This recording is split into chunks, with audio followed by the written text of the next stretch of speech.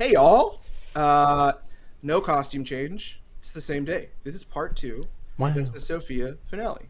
My name is David Robles. I'm a founding GM, proud card carrying member, streaming Rainbow, Union Strong. I'm just kidding. We don't have a union. We don't have any employees.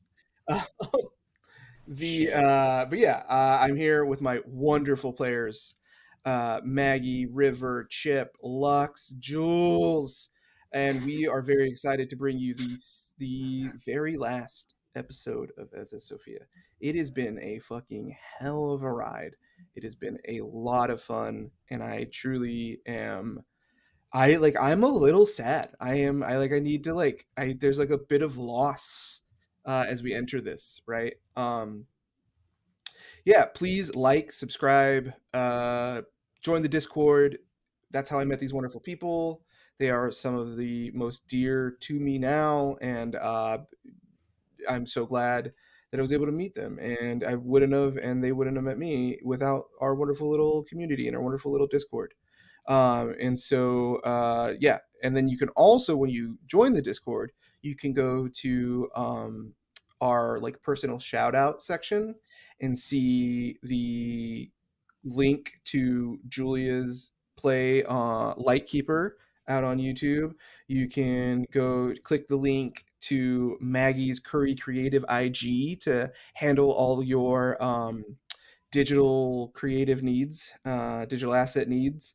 And as well, you'll see Lux and Chipper's respective channels, Lux 5013 everywhere. So close. Huh? Lux R. Lux, oh, damn it. Damn. Lux R 5013. He streams twice monthly. We are very excited about a collaborative stream that we're working on for the September 13th, Friday 13th. It's going to be very fun. Mags and Chipper are on a bi-monthly show on Heroes and Hooligans called Concentricity. Very fun. It is a sci-fi show that uses the Star Wars I don't know, addendum. I don't know what the fuck it's called. Just Star Wars 5e system. Star Wars 5e system. Yeah, it's very good, very dramatic, very cool. Like kind of like spy shitty a lot. I don't know. It's like it's hard to rack into like a specific genre other than to say like it feels like a high fantasy adventure but in sci-fi. It's very cool. I go with like cyberpunk fantasy. Yeah, there we go. That's it. Fucking rad. Obviously, the person who made it would have a better description. Yeah, so check them out. We love them over at Hoolies and Hooligans. I'm not gonna recap because this is the part two. We're in the shit. People have died. People have cried. People have lied. And people have not boned though. So let's see if we can get that gang. Not yet. Rosalia. I am Bones. Says, That's true. Yeah. He is. There is a large kitty chewing on your cartilage right now. Just making biscuits on his rib cage. Yeah. Can I make a luck check? Yeah, we to see if zoom I in bit the to trigger? the Montague suite. Rosalia is standing at a desk. Much discussion and planning has just went through, and she sighs heavily and says, "So we're all agreed. That's the plan." Sounds about right to me. Well, I can't say I like our chances, but we'll do our best, I guess. We Fuck else Any can we chance is do? better than no chance at all. What else can we do? All right. Godspeed. Dutch is gonna hang back as if and when people start leaving the room. Dutch is gonna wait a little bit. Yeah. Ainsley, give me a psychology roll. Okay. Not good. 96 on a. Give me an advantage because it's on Tom. I should have, because it's someone that you were very familiar with. Ooh, 6 on a 57. We have joked much that women have always eluded you. But you're truly like your best friend in the world has not. There's not much you guys have been able to hide from each other. You have been there for each other much in the same way your mothers have for years and years. And what you see on Tom's face as he holds a crumpled letter that you wrote in his hand is heartbreak. Would you like to share with the class the contents of that letter? Yeah. Okay. You are not the inheritor. It was a forgery. My father was never planning on entitling you to anything. Is that really all it would have took? Was that all you needed to forget everything else we've been through together? What was I worth to you? I always thought our friendship was stronger than that. You know, the worst part is that I would have loved it if it were true. We were actually brothers this whole time. It feels right, doesn't it? I want to forgive you, Tom. I want to forgive you so bad, but I can't. I wish my life didn't mean as much to me as it does, but even after everything, I suppose there is still something within me, some primal instinct that urges me to preserve myself. So I cannot risk forgiving you. But even so, I don't love you any less. I don't think I ever truly could. I don't know where I'll go after this, or who I'll be, or if I'll even be here at all. But whatever happens, I do sincerely hope that this isn't the last time we see each other. I hope that you achieve everything that you deserve in this life, and that you are able to heal from everything that has dared to harm you. I would take all the pain from you myself if I could, but we both know I'm not that strong. Give your mother my regards. Come and find me someday, dear brother. All my love, Ainsley Gage. Yep. Yeah, and so what you see on his face is a mix of sadness, a little bit of like rage. You see that same like consternation that you've seen Marjorie have throughout your life when she's upset. But there's also with that extreme success, there's the undeniable look of heartbreak on Tom's face. There is a deep well of sadness behind those eyes. And he just briefly says to Rosalia, it's just want to make sure it's okay if I stay in the room. And Rosalia says, yes, please, you're never leaving. You have to tomorrow, but cannot risk that part of the plan. All right? All right, thank you. And he goes into the room. To your room.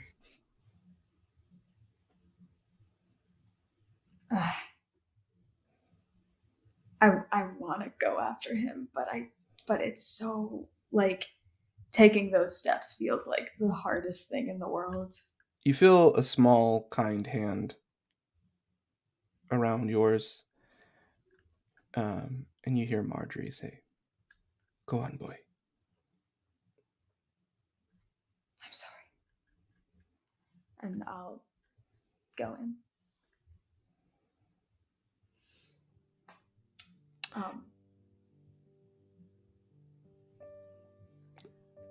There's not much to say, is there? I assume there's an apology. I guess I owe you. Not 100% sure what happened. Wait, what do you mean? And then he like kind of holds the letter. And he's like, clearly I did something and said that your life, that apparently that I thought your life could have meant, you thought that your life meant to me more than this. So obviously I've offended you. He still hasn't been told by anybody that he tried to kill you. Yeah. Well, Tom, you did try to throw me overboard. It's kind of hard to interpret that any other way. I did what? You truly don't remember? Ainsley, there's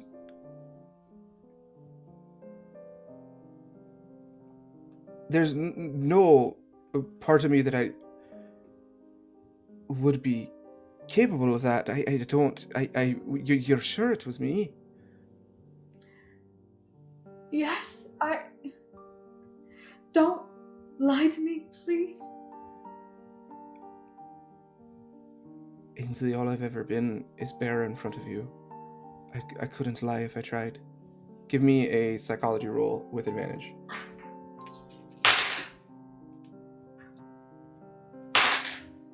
14 on a 57. Perfect. He got a 10 to try to help you, so we'll do that as an extreme success. There's like, he feels like you saw the confusion on his face when you said he tried to kill you. He's being as genuine as possible, and I think without even an idea roll, there's enough fuckery going around that the idea, like, you are now aware that ghosts exist. Some form of deity is trapped under the Pacific Ocean, and the man that you are staying with is going to sacrifice himself and transform into a protective cryptid. Stranger things have happened. So the idea that Tom doesn't know is no longer impossible to Ainsley. Oh my god! And I think I just run and hug him. I'm so sorry. I'm sorry. But I have to disagree with something in your letter.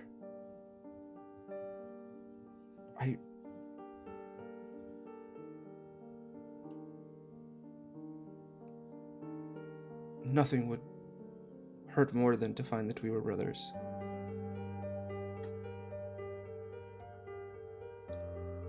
Why?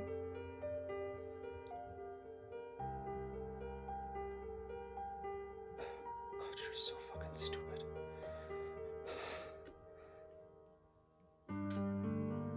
Because then I wouldn't be able to do this. And he tries to kiss you. Yeah. Okay. God damn it. And he gives you a very long, passionate kiss. And he says, Ainsley, I've loved you. Since forever. I meant all that stuff I said, and if that never happened, I'd be fine if I could just live by your side. And every day we could work together in the same place. And every day we could be the strength that holds each other up against the oppressive world that we inhabit. And that would have been enough. So to strip the one bit of hope in a physical manifestation of those feelings would have been a heartbreak I never would have survived. It would not have been you I would have thrown overboard, but myself, if that was the truth. Don't.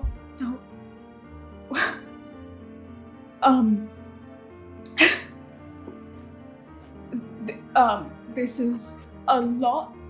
I'm sorry. For me? I'm sorry. I should have No. didn't. No. It's. I shouldn't have jumped to assumptions.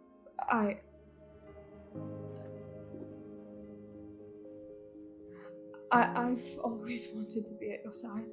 That's. I thought I wanted my father. That's not. I shouldn't have been seeking affection from someone who didn't even want me to exist. We only seek out the love that we think we deserve. And your problem's never been your actions. Your problem's never been your intentions. You've always been pure-hearted, and you've always done what's best. I think your problem is your low opinion of yourself. The person who believes in you, everybody who's ever met you, the person who believes in you least is yourself. You're not the first person to tell me that tonight. Well, some of us are blessed with beauty and others are blessed with wisdom. God. Brushes a tear from your face. Listen, You don't have to worry about me finding you. Because we're gonna get through this and I'm never gonna leave your side. Rosalia wants me dead. Then she'll have to get through me. Please don't be stupid. I can't help but be the way that the good Lord made me. But he made a stupid, strong man. And Rosalia is a woman of limited capabilities. Oh, don't say that now. Come on. I only mean that she can't chase us everywhere. She Fair can't enough. find us wherever we go. Although Everybody has limited capabilities. stranger things have happened. That's That's just all I'll true. say. Yeah, I'll take his hands. I don't. I do know, but it's hot. But we will hopefully have all the time in the world to figure it out. Wonderful. I'm going to stand up and still holding his hands. I'm just gonna take the side of his face and kiss his forehead. Yeah, he nuzzles his head sort of like into your chest a little bit, holding your hands to his, like in that sort of like chin, Mhm. chest area. Alright, be safe. Well, I think safety's out the window, but I'll do my best. What were you going to say? Did I interrupt you? Oh no, I just said safety's out the window, but I'll do my best. I'll see you tomorrow. Yeah. And yeah, as I step away from him, like, I'm holding on to his fingers as long as I possibly can. And he's just maintaining eye contact, just staring at you as you leave the room. Yeah. Dutch, you are sort of making a show to like take a while to leave, putting your coat back on. Yeah, and, it's a very slow. Yeah, Rosalia's. Oh my god! Look at that, you fool! You're bleeding through your foot. Just wait here, just a moment. And she goes like into her father's and mother's bedroom. And Dutch fully believes in this moment. It worked. Well, she's Yes. gone. Well, she's gone. Ainsley walks out. Mr. Lockhart, Yeah, bud, how you doing? may I speak with you? Sure, yeah. Is anyone else around? I'd like to make this as private as I can. No. We'll say that Elliot, and unless you guys had a reason to try to stick around, and we will get to where the ghost of Lawrence is in just a moment. Okay. Chip, you are muted right now if you're trying to say things to us. We did have the Lawrence trying to talk to Elliot before we left for all those places, right? That was the plan. Oh, yeah. Okay. We well, then we can do that when Elliot gets back to Yeah. their That thing, and then That sounds good to me. So we'll say that you followed Elliot out. So yeah, Yeah. you.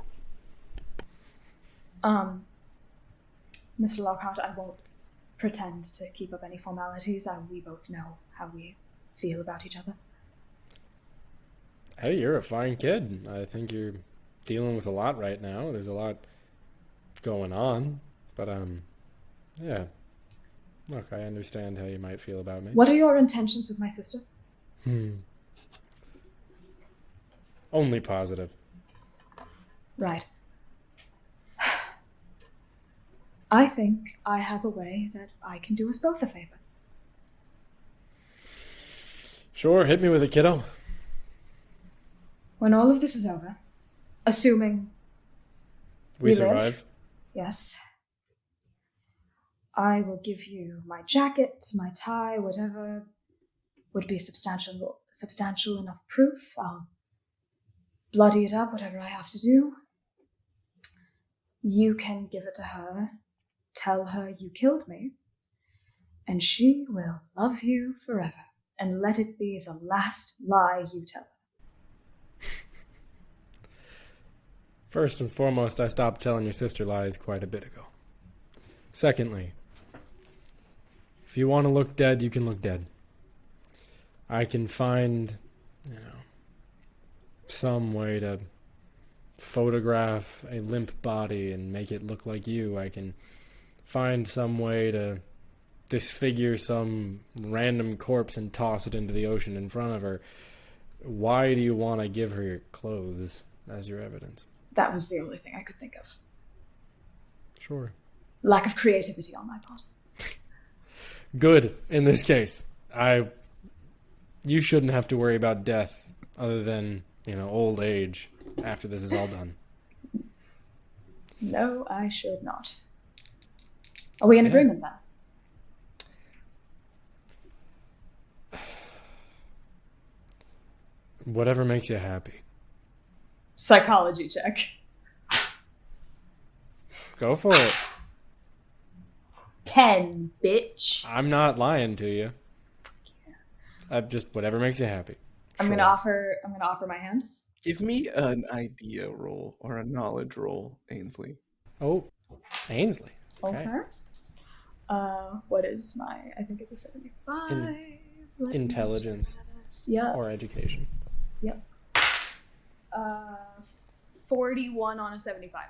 He did not lie to you, but he said whatever makes you happy.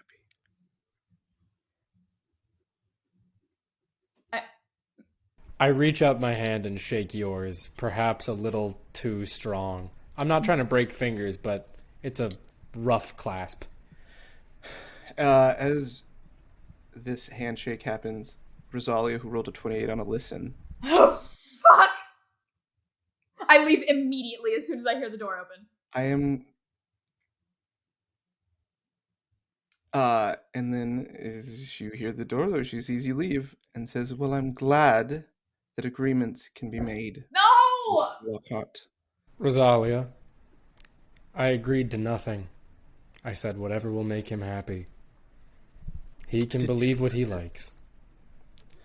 I did catch that bit. You may be smarter than you The look. average bear, I know. Now take your shirt off. We need to fix that wound. Oh, sure, that's why you want my shirt off. And complies. Fade to black. And we will follow Elliot, actually, first. Ainsley, you are heading towards Callum's room, and when you get there, we'll get to that. Elliot, you feel...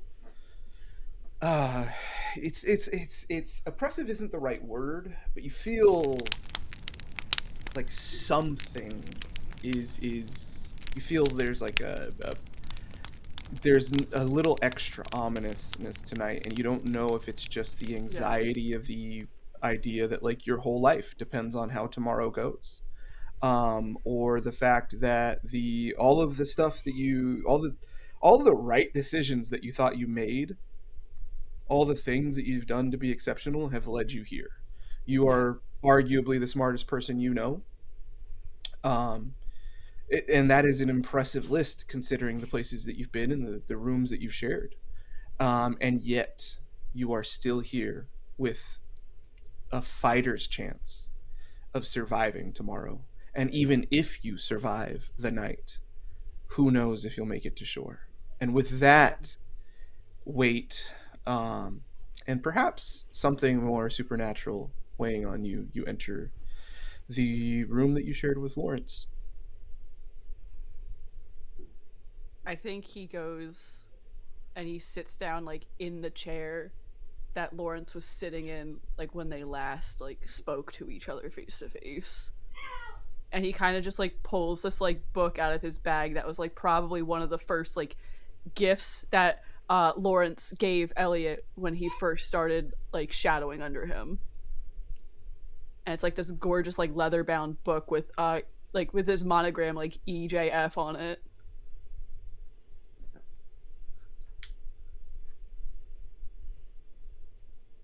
And he kind of just sits there for a moment, and he sort of like thinks about like the last 5-6 years, like after leaving Princeton, after basically being gone from his family for as long as he has when he was a kid, and like thinking about how as neurotic and crazy and just fucking living life on the edge as he was, like Lawrence truly and probably was the only paternal feeling Elliot had since his own father refused to look him in the eye after his mother died.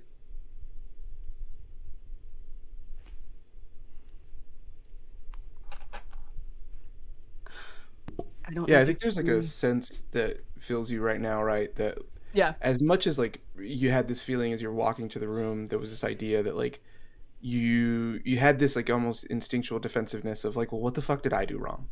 I did Yeah. everything right and I'm still here. And yet you recognize in this moment there's like actual true growth of, hey, you know what? I did have someone who was in my corner and it just Yeah. wasn't the exact way I wanted it and I pushed them away and they potentially are not here because of that. Yeah. And I think a profound sense of guilt sort of settles on Elliot that mixes with that some of the rage bubbling as well as the sadness or anxiety about tomorrow. He just sits there, straightens his spine a little bit and takes like a deep breath. Lawrence, I don't know if you can hear me. I know you probably don't even want to speak with me. I know you probably just want me dead just as much as you wanted everyone else dead, probably. I don't know. I owe you more than an apology. I owe you a debt I could never repay. I'll never be able to repay it. But if you can hear me, I just need to know. I just need you to know. I'm so sorry. I know there's nothing I can do right now, but I'm gonna try to fucking stop them as much as I can. They're not gonna get away with this. Elliot, give me an idea roll or a no Okay. roll, whichever is higher for you. That would be my no. Okay, give me a no roll. That's a hard success. You also you put together as you sit there and you're making this apology to Lawrence. Mm-hmm. The idea that with evidence on board, you can fulfill one of the long questions that Lawrence had about life in the Arctic, with this book being open, and with some of the other stuff as well. If I may. Yeah, Lawrence, if you would like to communicate anything back, you can give me an occult roll, please. If it's all right, I think we actually move back about 30 seconds to the moment Okay. Elliot sat in Lawrence's chair. And we see standing behind the chair, a little to the left, one hand on Elliot's shoulder, Lawrence's spirit there, and if there was any actual body, the face would be covered in tears, but instead there are no lungs to wheeze, no air to squeeze into, and you just see a face racked in rictus sob.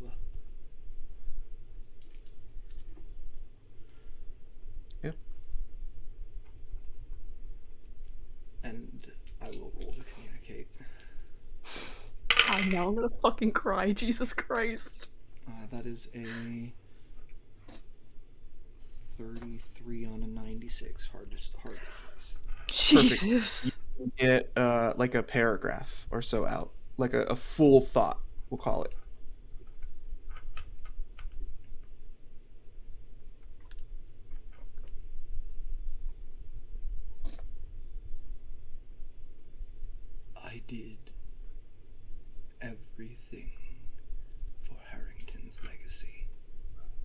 I need you just to be a little bit louder.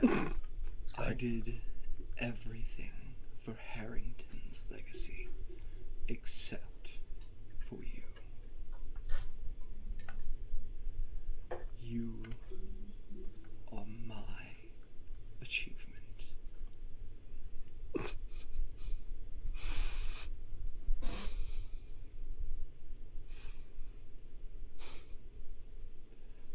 And I won't let you walk these halls unarmed. Take Bill.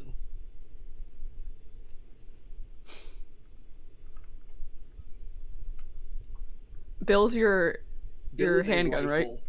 Bill Oh, is a rifle. Jesus. Okay. All right. Yeah. In the safe, there is a rifle. You have Betty on you, and there is also a what's the other gun? No, it's just Betty, Bill, and then it's. I have 3 weapons. I got Brawl, Betty, and Bill. Oh, that's what it is. That's right. I thought you had another handgun. Callum, I think, has 2 small Yeah. handguns. Okay. And then Lawrence. Oh, sorry. Go ahead. Yeah, no. Elliot's gonna go and open the safe. Perfect. Lawrence, as you think of ensuring that Elliot is armed, and you think of whatever you can do to protect him, you think the number one threat, as much as it is physical threat, is the captain of this ship. And your mind turns towards Captain Reed. And I think, again, coming at it with that like visual filter of Harrington not really being there, we see the face go from sorrow once again to rage.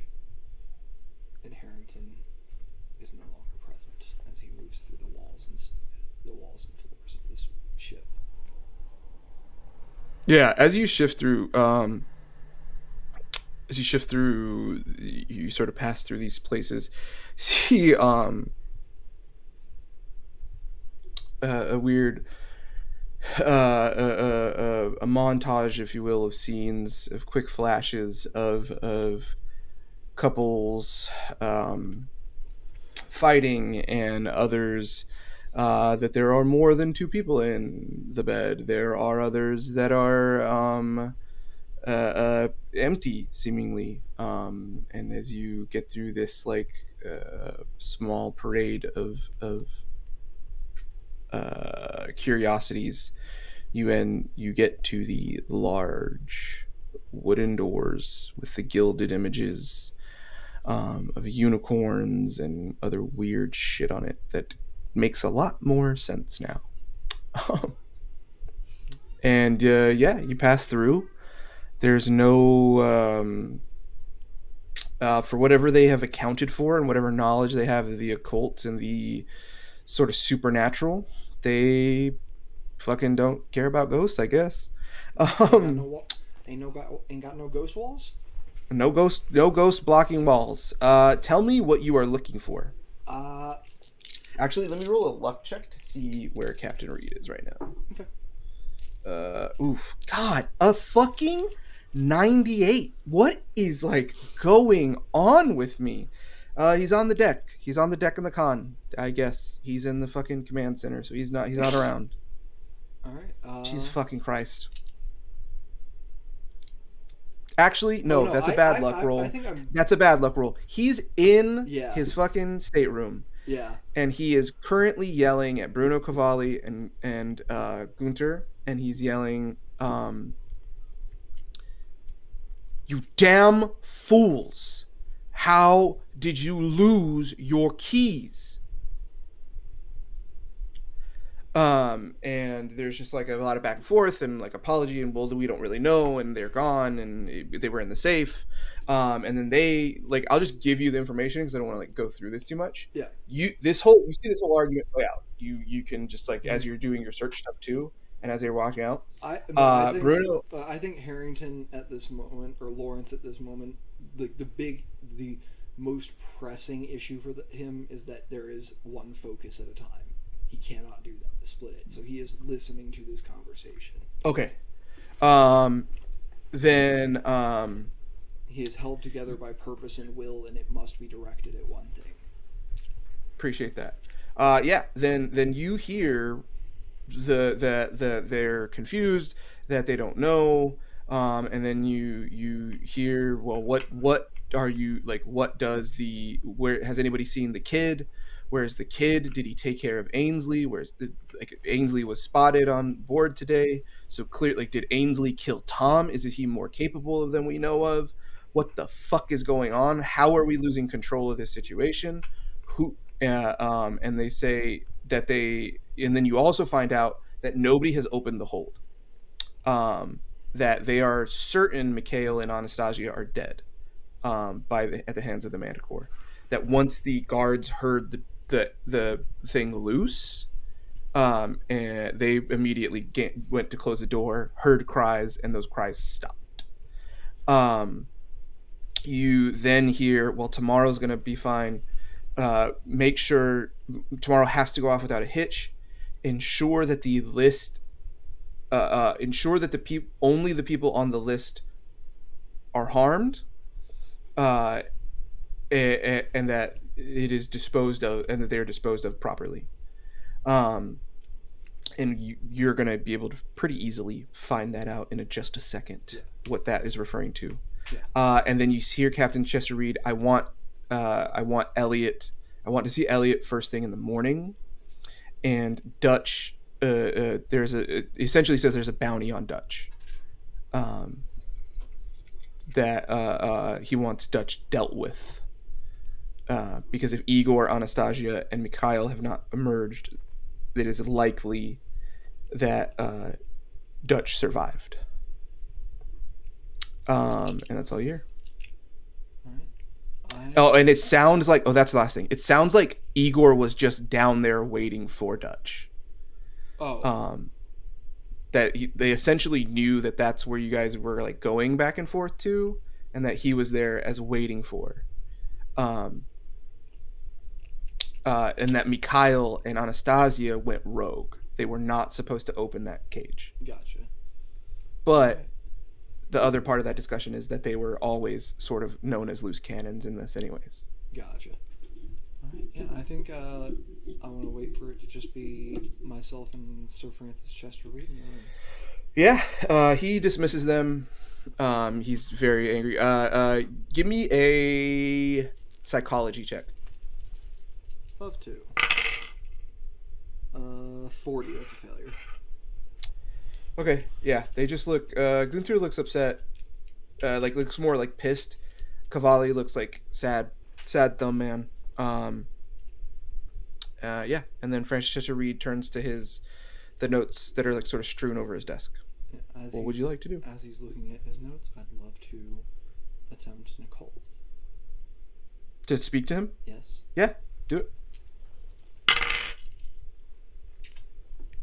Baby, that's a 2. That's a 2. I will give you, in addition to the other options, for folks at home, an extreme success. For positive interactions, ghosts, in this case Lawrence, are able to impart knowledge essentially via download, and elicit whatever feelings they want in that way, right? This is like as close to possession as possible. This being a negative interaction, I will allow you to... This will essentially count as a failed sanity roll. And whatever emotion you want to elicit he will experience. All right. I will roll on the table after that to see what his effect is. Can I give you like an image I want to show him and you tell me what emotion that elicits in reaction? Sure. I want him to see Sofia in the room where the sacrifices die. Jesus fucking Christ, because you have met that woman. Oh my God. Good Lord. I've met that woman. Chipper, Ainsley that is has talked about the potential of her no, ghost being on it's board totally in front possible. of me. There's no weird shit about this. Yeah. Fuck, what a decision. Oh my God. All right. Good God. That... I feel like I know you better a little bit right now. Jesus. Look. Yeah, I think for the talent to pick the one worst thing anyone could see. I think the opposite of the what happened earlier.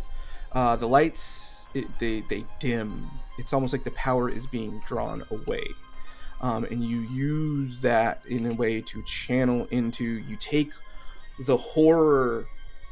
I think I And take the the horror guilt. I felt of watching my brother fall. That's exactly what I was going to say. You That's take the the emotion, horror yeah.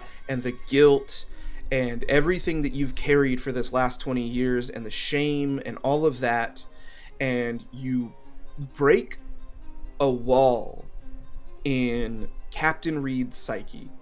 Captain Reed's psyche is a man of, as much as Dutch is a man of incredible physical fortitude, Francis Chester Reed is a man of incredible mental fortitude. This man has compartmentalized all the evil he has done to justify the ends.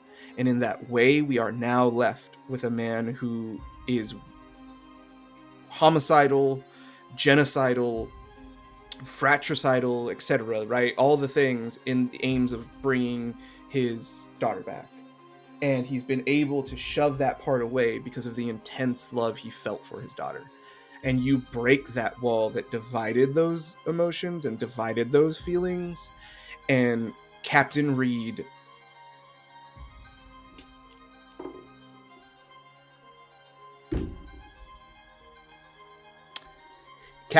claws at his own eyes and passes out.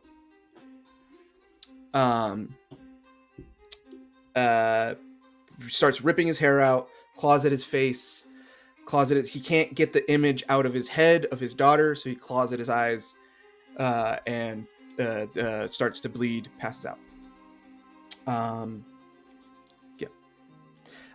For all intents and purposes, Do I make all of sanity rolls as a all ghost? of Captain Reed's rolls are going to be at disadvantage in tomorrow's encounter. I feel like I need one. You need what? I feel like I need a sanity roll as a ghost for having done that to someone. Sure. Yeah. Honestly, I think we all need real life sanity rolls Chipper with Yeah, the image of Maggie a man the person- clawing out his own eyes. I was like, maybe he'll Claw think- them out. He like dug a little bit, and the pain got him. I was like, maybe this will throw him off fingers. balance enough that he thinks his daughter has been resurrected somehow and is sending him a vision. No, God, That's fucking incredible. that's Like, also thinking about it logistically, fingers, eyes. Pass or fail? bad failure. That's a 97 okay. on a 42. Holy shit. Yeah. Roll your 2 d6s, and then I'm gonna do something. Unfortunately, guess I could just change this table a little bit on the fly. How does a ghost pass out? Yeah, I was gonna say. I think what it's gonna lead to instead of Oh, wait, 2d6s, right? yeah. It's a 6 or 9. It's a 9. Down to 33 sanity. We'll go with I think you seeing that pain as you unloaded it, right? As you unburdened yourself. Yeah, I'm feeling it again. Yes, seeing it elicits a different emotion, and you flee the room, and Yeah. you are unable to do any more information gathering. But I will say you have done more than enough, at least for tonight. I think I'm stuck in my body for a little while, maybe even. Yeah, I think you feel yourself needing to retreat to the area. I don't think you're stuck in your body Yeah, because my your body body's is gone. It's yeah. been eaten. yeah. I'm stuck in my The place cat of is death. playing with your rib cage like a toy, the Manicore. In the stomach of a kitty cat. Yeah, you are back in the dark room.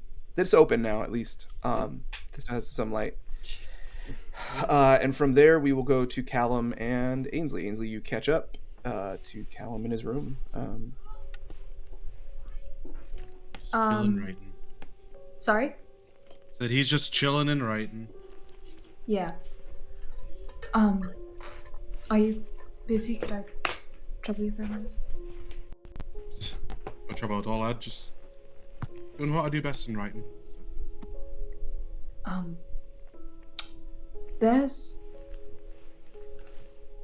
There's no way that you survive this tomorrow?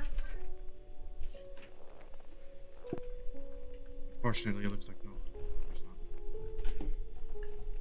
How are you so calm?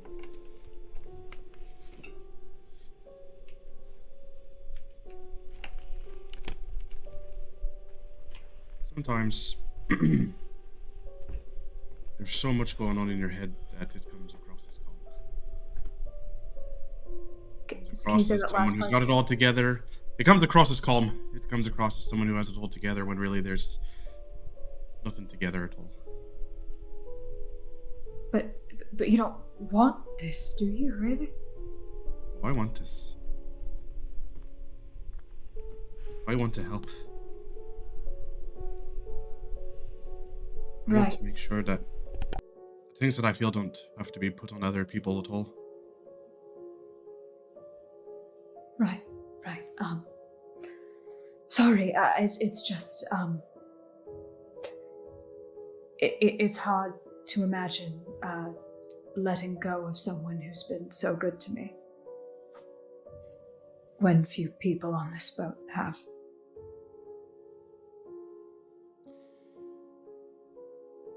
Well,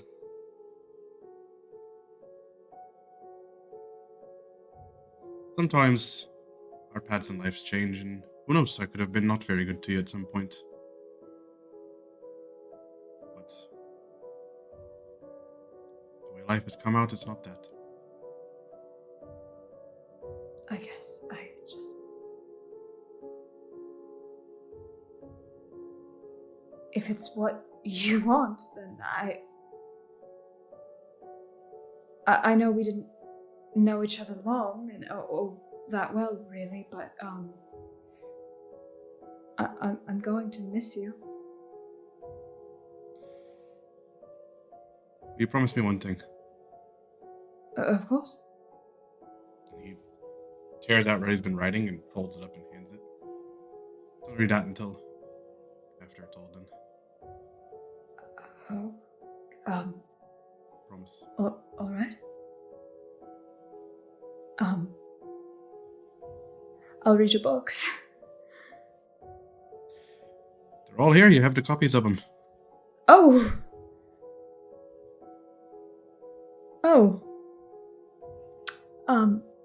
Thank you for everything. Don't thank me.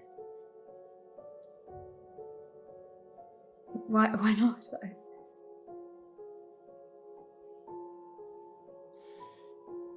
Sometimes people don't need thanks. I hug you. I can little pat on the back of the head. I stay there a little bit longer than I should, and once I realize this is probably awkward for you, I pull away.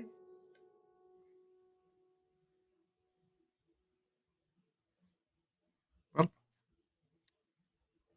Ainsley, they're give not me quite bedtime stories, but Say it again. both of you give me psychology rolls. Okay. Also, Lux, I missed what you said. we'll do it after the psychology rules. Okay. That's a 12.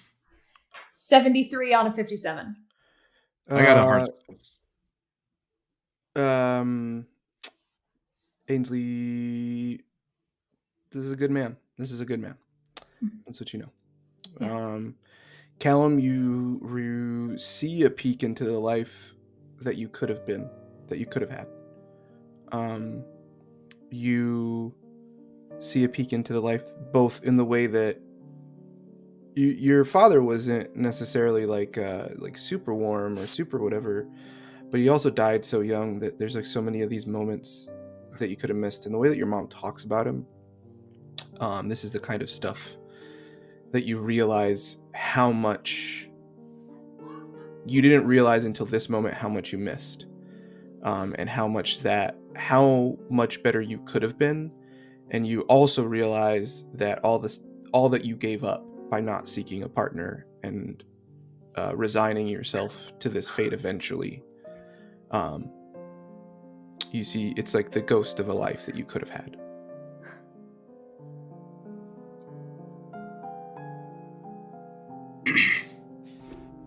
Lad, it's not quite a bedtime story, but I can read you some of the Watcher if you'd like.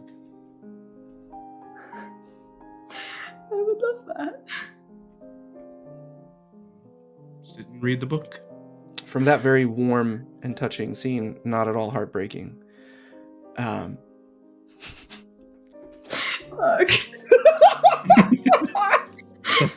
Jules campaign. I'm sorry. Essa I'm laughing Sofia- because I'm about to cry. Essa Sofia is really the Make Jules Cry campaign. Oh my God. Oh, just wait until Ainsley reads the letter that she was just given. He was just given. From there, I need. God damn. Go on. I need Dutch to give me a listen roll at disadvantage. A disadvantage? Fucking. Because you asleep. You're in that post-coital deep sleep. Ooh, baby. Do you get Zalia plus is... no? That's 29 as the first. That is a little bit worse. Hold on. Listen. Mm-hmm.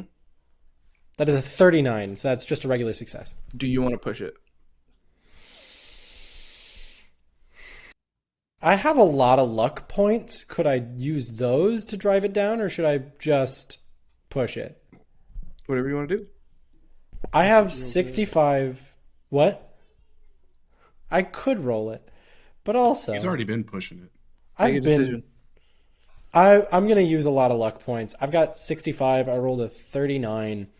I'm gonna shove it down by 30 points to make it a hard success. To make it an extreme success. Excuse me. Okay.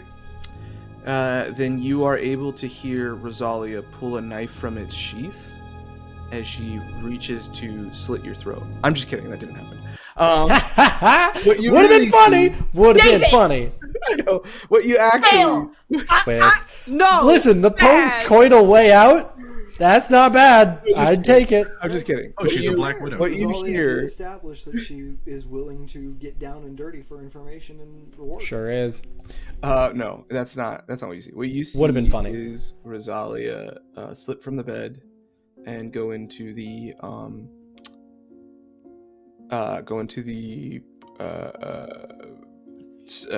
like The salon tunnels? area, Oh, the salon area. because you guys essentially went to your room. Yeah. There's 3 different rooms. There's like the large room that's the Montague main suite, and then there's like smaller ones on each side. Yeah. You hear her get up and open the letter, and if Julia, you would kindly read that for me, please. Okay, this one's not as dramatic or long. I'm only barely recovered from crying from that last scene, y'all, so. You're gonna get there. We believe in you. Thanks, man. Okay. Love you. Alright. I know there is nothing I can say that will ever take away your pain or the harm I have caused you. That shall forever be my deepest regret, and I will spend the rest of my life repenting for it. I hope that you are able to find peace, and that dear Christian and Mr. Montague are able to find rest. For what it likely isn't worth, I have, as always, been honored to call you my sister. Sincerely, Ainsley Gage.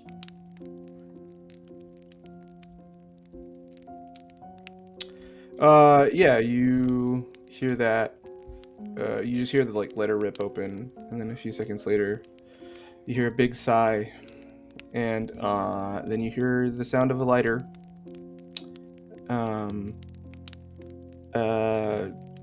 then you smell tobacco smoke. She must have a prescription for her asthma. It's like the middle of the night. It's like It's like 2, 3 in the 1 morning or or 2 something like that. a.m., something like that. Dutch is gonna get up, and is going to, walk out to her in the buff because he wouldn't put clothes on. But Rosalia, and is going to see the letter that he heard. And... Yeah, it's on the table. She's just kind of sitting, looking at the in the windows open, the porthole. Porthole. She's looking out the porthole.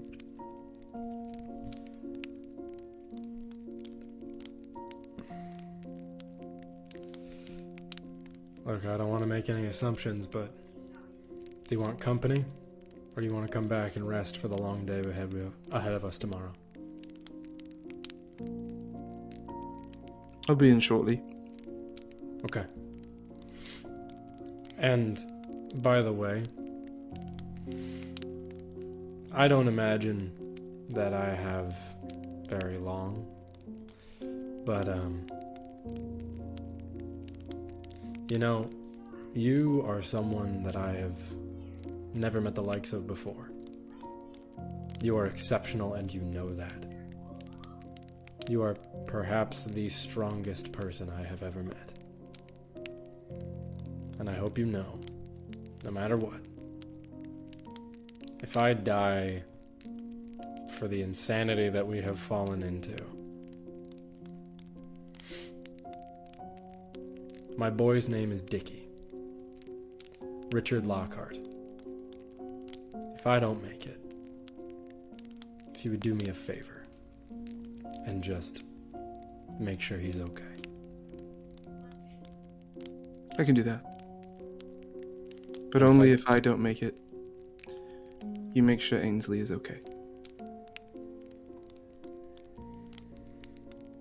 As long as I know where he is, he will fear for nothing. Thank you. And if we both make it out, hey, maybe we could help each other out on the way for both of those goals. Yes, I do believe, as the head of the Montague family, I will need a capable valet, so there is work for you across the pond. Anything is better than the Bronx. And she says, "That's what I like to hear," and smacks your ass as you walk back to the... Right back on into round 2! Alright, no, I'm kidding. Yeah.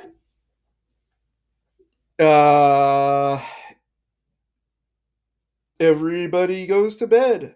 Is there no other shenanigans? Nothing. Cool. You all wake up to the sound of thunder.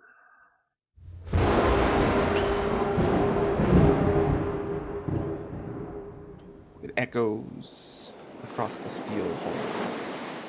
All the caverns and secret tunnels and large spaces echoing this thunderous sound. This is very close. And then you hear the sound that was... then you realize as that sound hits that you're moving. There's just a bit of a list, bit of a rocking back and forth. And what comes with that motion is the rhythmic sound of slap. Suck away. Slap. Suck away. This is a large storm. There are huge swells. The porthole that was open is well above the waterline. And there are probably about 50 feet above the waterline, and there are splashes of water in the salon as you enter it. And then very shortly after that, you hear on the 1MC, everybody. Good morning. Sofia. This is Francis Reed. As you have all probably been able to ascertain, this storm is a bit worse for the... is a bit worse than we thought. There are up to 60-foot swells, and we are experiencing 15-degree lists, and it looks like there's not really an end in sight. We cannot see the edge of the storm. We are hoping to just push through the night and get on the other side. However, I don't believe, as long as the lists continue, there's any reason to cancel the already postponed ball. We must, just as we learned in the Great War, we must take these times and these rituals to celebrate it is important to keep these dates, regardless of the world around us. That being said, I sustained some injuries due to the storm. Some stuff was not properly strapped down in my office, and have sustained some injuries, and I will not be in attendance tonight. However, my wonderful crew and first mate will be, and we will make sure that tonight goes off without a hitch. Thank you all, and we'll see you tonight. Signing off, Captain Reed.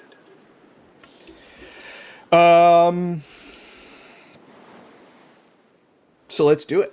Who wants to go first? I River? would. Yeah. Or, Chip, what is the thing you're doing again? I don't remember. I'm just trying to get to Elliot now that I have information. Oh, yeah. I'm trying to get. I'm trying to, now that I feel rested enough to leave my death place again. Okay. In fact, that should absolutely go first. Yeah. That should go first then. Elliot, we'll say you're on that back aft. It's like a windowed bar. There's like it's like one of those things where they have like the top type that just open to breathe, like to let some air in. But this is like covered enough that there's like no real rain. It's like close to the area that it's on the inside area of where Dutch and Rosalia first met. Okay. Oh, cool. Yeah. And it's pouring rain outside, and there's, like I said, there's just like a couple windows open to the sides that are... Yeah, I imagine like he's somewhere sitting at like one of the patio tables. Yeah. And like he's just like fidgeting with the ring that's like in his pocket still. Just like contemplating what he has to do today. Alright, I'm going to go ahead and give us that communicate to try to pass the gathered information on to Elliot. That's a hard success, not extreme. Perfect. Yep, same thing as last time. You get like a thought out, like a full, close to like a paragraph size, whatever. Let's see. What's most important to communicate? I blinded the captain.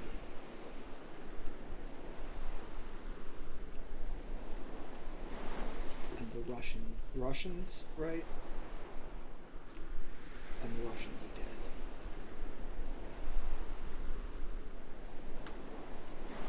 dead. Elliot, it is very humid. This is a Pacific storm in the summer.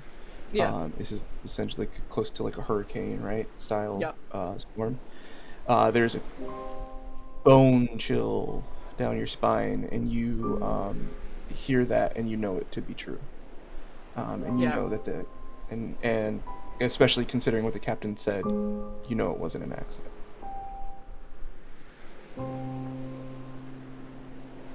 Elliot's gonna get up from his seat. He's gonna leave the sheltered area. He's gonna get as close to the railing as possible of the ship. And he's gonna take the ring out of his pocket. And I think the first thing he's gonna think of is just how, for someone as intelligent as he is, just how stupid he was to believe that these men who just met him, who barely really even know him, who've only heard of his accolades, only heard of the great things he did at Princeton, how they fucking used him. They used him to cover up all of their fucking tracks. And now they killed his mentor. They're trying to kill other people that he knows. And he's felt like a pawn. And he just takes the ring out of his pocket and he chucks it into the ocean as hard as he can. Cool. As this like rain pours on you and you hear more thunder farther away, right? Where you see the lightning first, obviously. You hear the echo. Yeah. You feel an intense sense of relief. And you realize in this moment too that like the men who hurt your mother, who killed your mother, Yeah. are less evil than those you're dealing with now. Because although they are more direct in their violence, they are more honest about it. And they at least try to spare lives in the course of their aims. And these view lives as nothing except, like what you said, but pawns and sheep. And as that new sense of resilience covers you, as this rain truly like pours, you're soaked through in just the few minutes that you've been out here, and you close the door. Bruno Cavalli is waiting for you with Gunter, and we will now go to, as you come back inside, we will now go to, and we'll get back to that in a little bit. I'm in danger. Dutch. Jesus Christ. So Dutch. I don't think Dutch is going to walk the halls to get down to towards the servants' quarters. I think the first thing he's going to do is speak with the Yakuza agent who was in the Montague suite, if he is still there. First to discuss where people are, and then ask that he translate as Dutch attempts to sneak down through the secret tunnels. Yeah, so as you told... So we'll say, like last night, you talked to whoever it was that was on shift and said you need everybody in one spot. And so they are in that same room that Ainsley found Marjorie. There is about 300, and they are all different positions. They are some of them are like, you see people in like chef, like cook wear. There are bartenders, right? They got the like vest deal on with the ties. There's butlers. There are even some that you've recognized that are part of the retinue of other members. These are like manservants, valets, etc. Perfection. And so, they're all waiting for you. And as soon as you come in, there's a deep bow. I return in form. It's very formal at this point. Yep. And I have the man who was standing guard last night here with me translating. Folks, I'm going to be honest with you. We are in the end game. The Magata Yurei are flooding this ship, as you all well know. We have a chance to destabilize everything. Francis Chester Reed, captain of this ship, is a platinum-ringed member. He must die tonight. If it be by my hand, fantastic. If it be by any of yours, congratulations.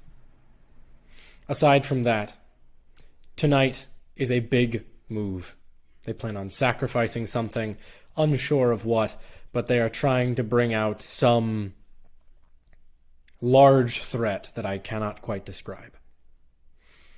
Tonight, during the ball, and in fact throughout the rest of the day, I request that minimum 50 of you, if not, 60 or 70, ensure the safety of one Captain Baugh, an American naval officer. He will be our backup and the person to drive this ship once Sir Francis Chester Reed is dead. Sir Francis Chester Reed must perish tonight. It's like, say, 10 a.m. Or I don't know, but let's say 10 a.m. Within 14 hours, by midnight tonight, Sir Francis Chester Reed must die. Do you understand? And you just hear a hi. Good. At many voices. Yeah. Give me. What would this be to communicate and strategize in a way that is... We're going to go with two separate roles. It is a little bit intimidate, Okay. I believe, and idea. Okay. And that will give how, because you're not going to be able to talk to all of these people and give like explicit details and definitions, right? This is all this reflects how well you could communicate with those top brass to then orders. Yeah. to then disseminate your orders. Beautiful. I'll roll the idea first. Slightly higher. Ooh, that is a 38, which is a success. Okay. Cool. And the intimidate, which is the fun part. Yeah, because you also know that this part of that reflects the fact that some of these aren't like, there's not a lot of missing pinkies here. This is a lot of like not New. full-fledged members as much as like contacts and those who are like maybe even trying to integrate. They're not bits and as pieces committed. and connections. Yes. Yeah. Not as many tattooed. Exactly. That is a 3, which is an extreme success. Love it. Okay, yeah. With those two, you feel very confident that they know exactly what you need to do, and that is going to lower your DCs as it pertains to Baw's survivability. Because one of the things you unfortunately don't know is who, or I guess you don't even know about it yet. Never mind. I don't know shit. Yeah, you don't know shit. Shit about shit. Yeah, that will pertain to Baw's survivability as well as the ability to these different people to defend against the armed officers. Yeah. Okay. Ainsley, you can roll the idea roll then, and I'll Tom will roll the charm roll because they are the better. Thought Tom can't leave the suite. Yeah, you guys are using the tunnels, I assumed. Oh, slay. All right. Yeah. Well, Yeah, the idea is like don't leave like if it's not necessary. Yeah, gotcha. But he's not going to be spotted down here. Should I give my speech and then roll? Yeah. Okay. So, yeah. I'm gonna go to the servants' quarters. I probably would have asked Marjorie to gather everyone for me. Mm-hmm. Yeah, and Marjorie's got the room is completely full. You have no idea how many people are in it. It's a large like bay area. Like it looks like it's meant for them to be able to like hang out and have like whatever. I mean, there's got to be 500 people. And Marjorie explains it.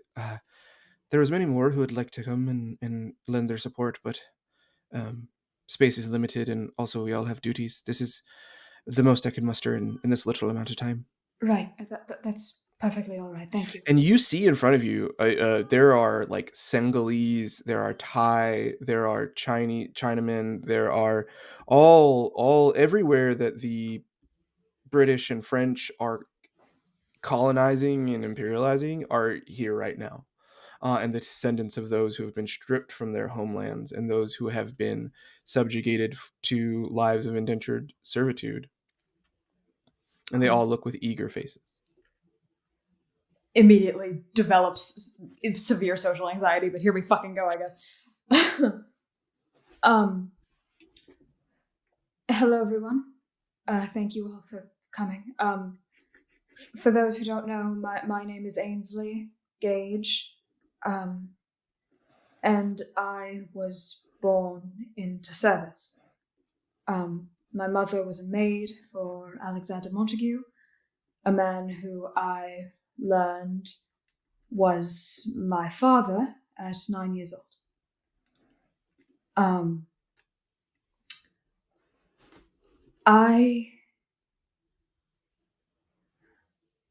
My whole life, ever since that day, I felt on some level entitled to something, my birthright, my name, I don't even know what anymore. And my mother, who was the kindest and most patient woman I've ever known, gave her life for me to have it. And all that I learned was what I already knew all along, that these people don't give a shit for me or for any of us. Anyone who is born beneath them stays beneath them. And there is nothing to be done of that, but there are more of us than them. And without us, they wouldn't be able to do anything.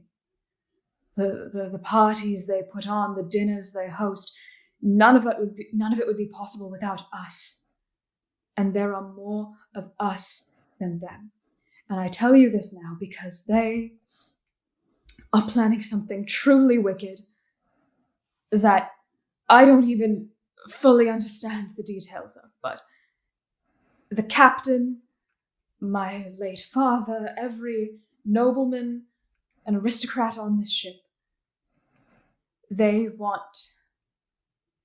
are going to do something that will only give them more power than the obscene amount they already have.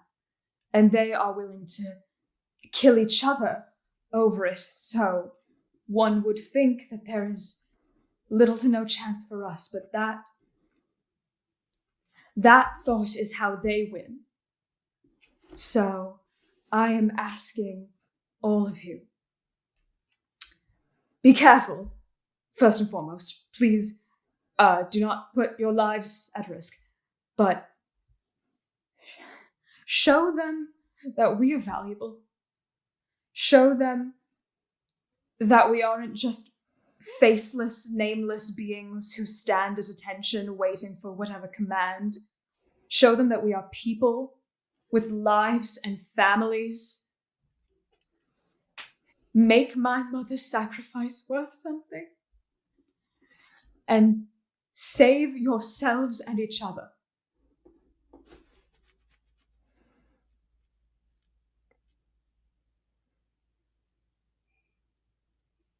And Tom nods at you and says, "And I would ask you to remember the people that we came from, to remember that all of their implied power and all of their concerted power means shit all on this sea. Here there are no gods, there are no masters. Here it is only the power that you grab that matters. And so if you value your lives and you value those that you care about, then seize that power and take it from them."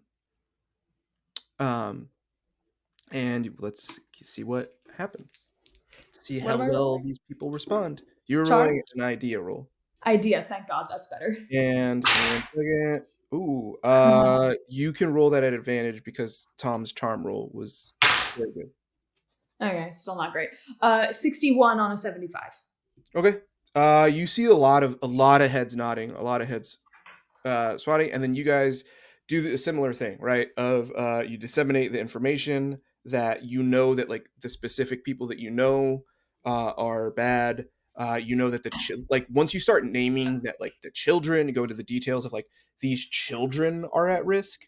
Then people like even more people that were like maybe on the fence are like that is so fucked up. Mhm. Yeah, hurting children, it will motivate people very well. And yeah, you feel very good leaving this space. I will say now it's about noon when that's done, so we'll call it about 1. So we'll jump back to Elliot. Could I super fast? This can be like a 2-second What's up? thing. As I'm leaving, just quietly to myself, child, whoever you are, I'm going to do my best for you. What's your name? Colette, I believe your best will be enough, and I'll do what I can to help you too. I'll look after your brother, Colette. Thank you.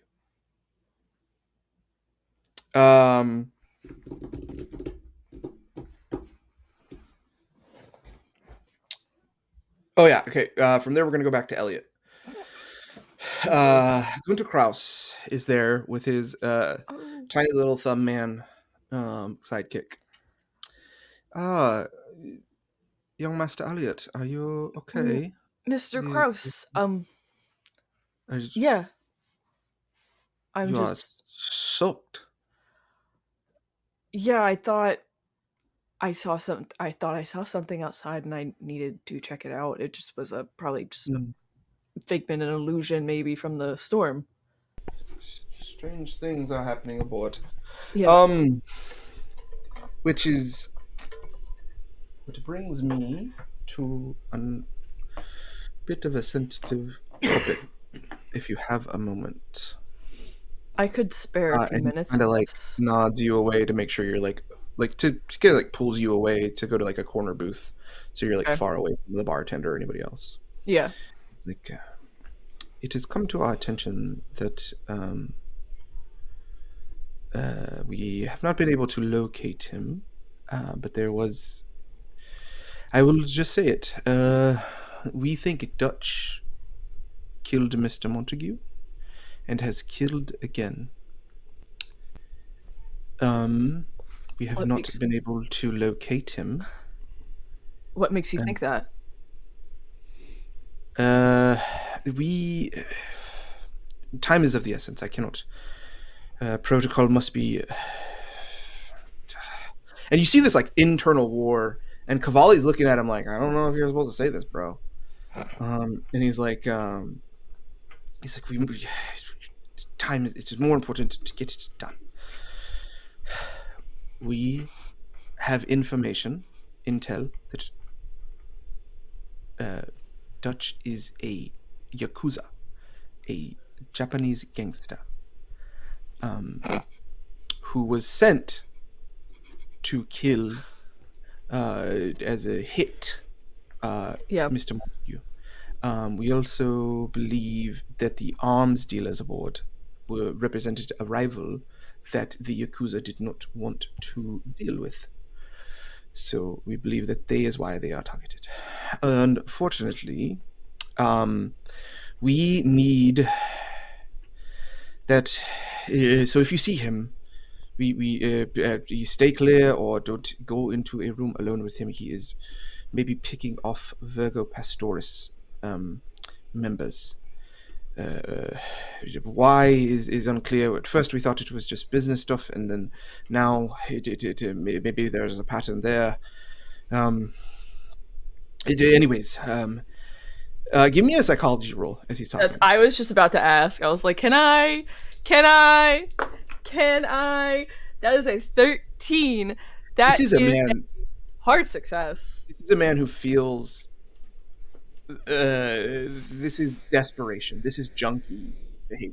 This is, I am desperate to get the thing that I thought was so good. There may be a problem with David, your mic is David, step away. acting real Back. weird again. It just every so often. No, it's fine. The second you'll come back, it'll sound fine. There is a certain protocol. There is years you would usually have to put in. There are more ceremonies, but I am going to bring you up to speed on some stuff regarding the Virgo Pastoris. And at this point, Bruno is like, Gunther, I don't think we can. And Gunther responds, no, it is my decision. I outrank you. I have been given leave to do what is necessary to make sure the plans are carried out. Look, we know that you and Sir Harrington may have had some sort of beastie brought aboard.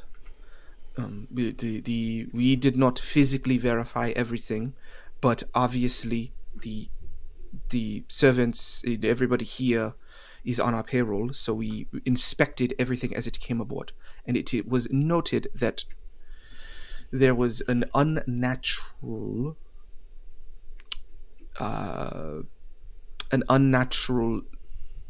it was unsettling what was in your crate.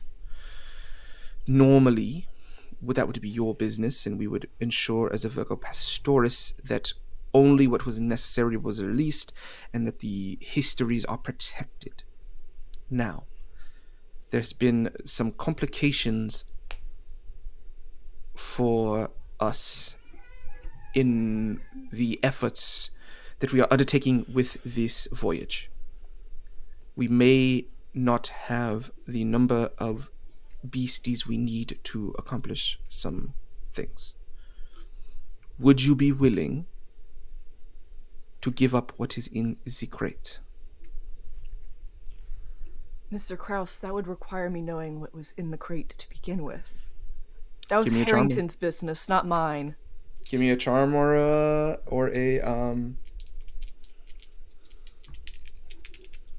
fast talk you could use, but I think you have charm. Please, I do. Ooh. Can Harrington That was a 31 out of 35. That was a regular success. Can Harrington be giving the help action with the occult roll I made at the start of this encounter to try to communicate with Elliot? Pretty as please. Harrington's just with his presence, Sure. almost perched on Elliot's shoulder Yeah. throughout this entire meeting. Murderer, betrayer, falsehood, kill me. Do not give it. Do not give it. It is mine. That's still a 31 out of 35. Perfect. Yeah, he doesn't suspect anything. He's okay. So then it does not mean much to you. This would be a very. This would allow us. On any other day, I would agree. However, that's Harrington's business. Give me an idea roll. It's so weird rolling left-handed. I can't do this. You're rolling better than usual. Yeah, 16 out of, you said idea, right? This is your in. This could give you access. Oh, that's an extreme success on the dot, my guy. Yeah. This would give you access to the bay. Yeah. So you could keep fighting and saying, well, it's not my business. I don't know. Or you could play along to get access once they clear out the mana core. You sure that they've handled the animal business down there, correct? Yeah, there are currently 50 armed men, because that is all the long arm rifles that are aboard, who are prepared to deal with what is been let loose by some great mistake. And shortly after that, yes, we as the ball will start, and that we will use as cover to we will be right on. There's a very small window at 8 p.m. that we need to have. You have a rifle. Shoot them, son. Shoot them. Avenge me. I don't see how it can't hurt. I'll go. Wonderful. The Virgo Pastoris will ensure this is, yes, it will be much easier to kill this beast down there that is loose than it will be to try to capture it. Okay. This is it. Everybody's getting ready. Rosalia's Rosalia's going to the ball so that they can cover any sort of give any sort of direction that's necessary if things break out there.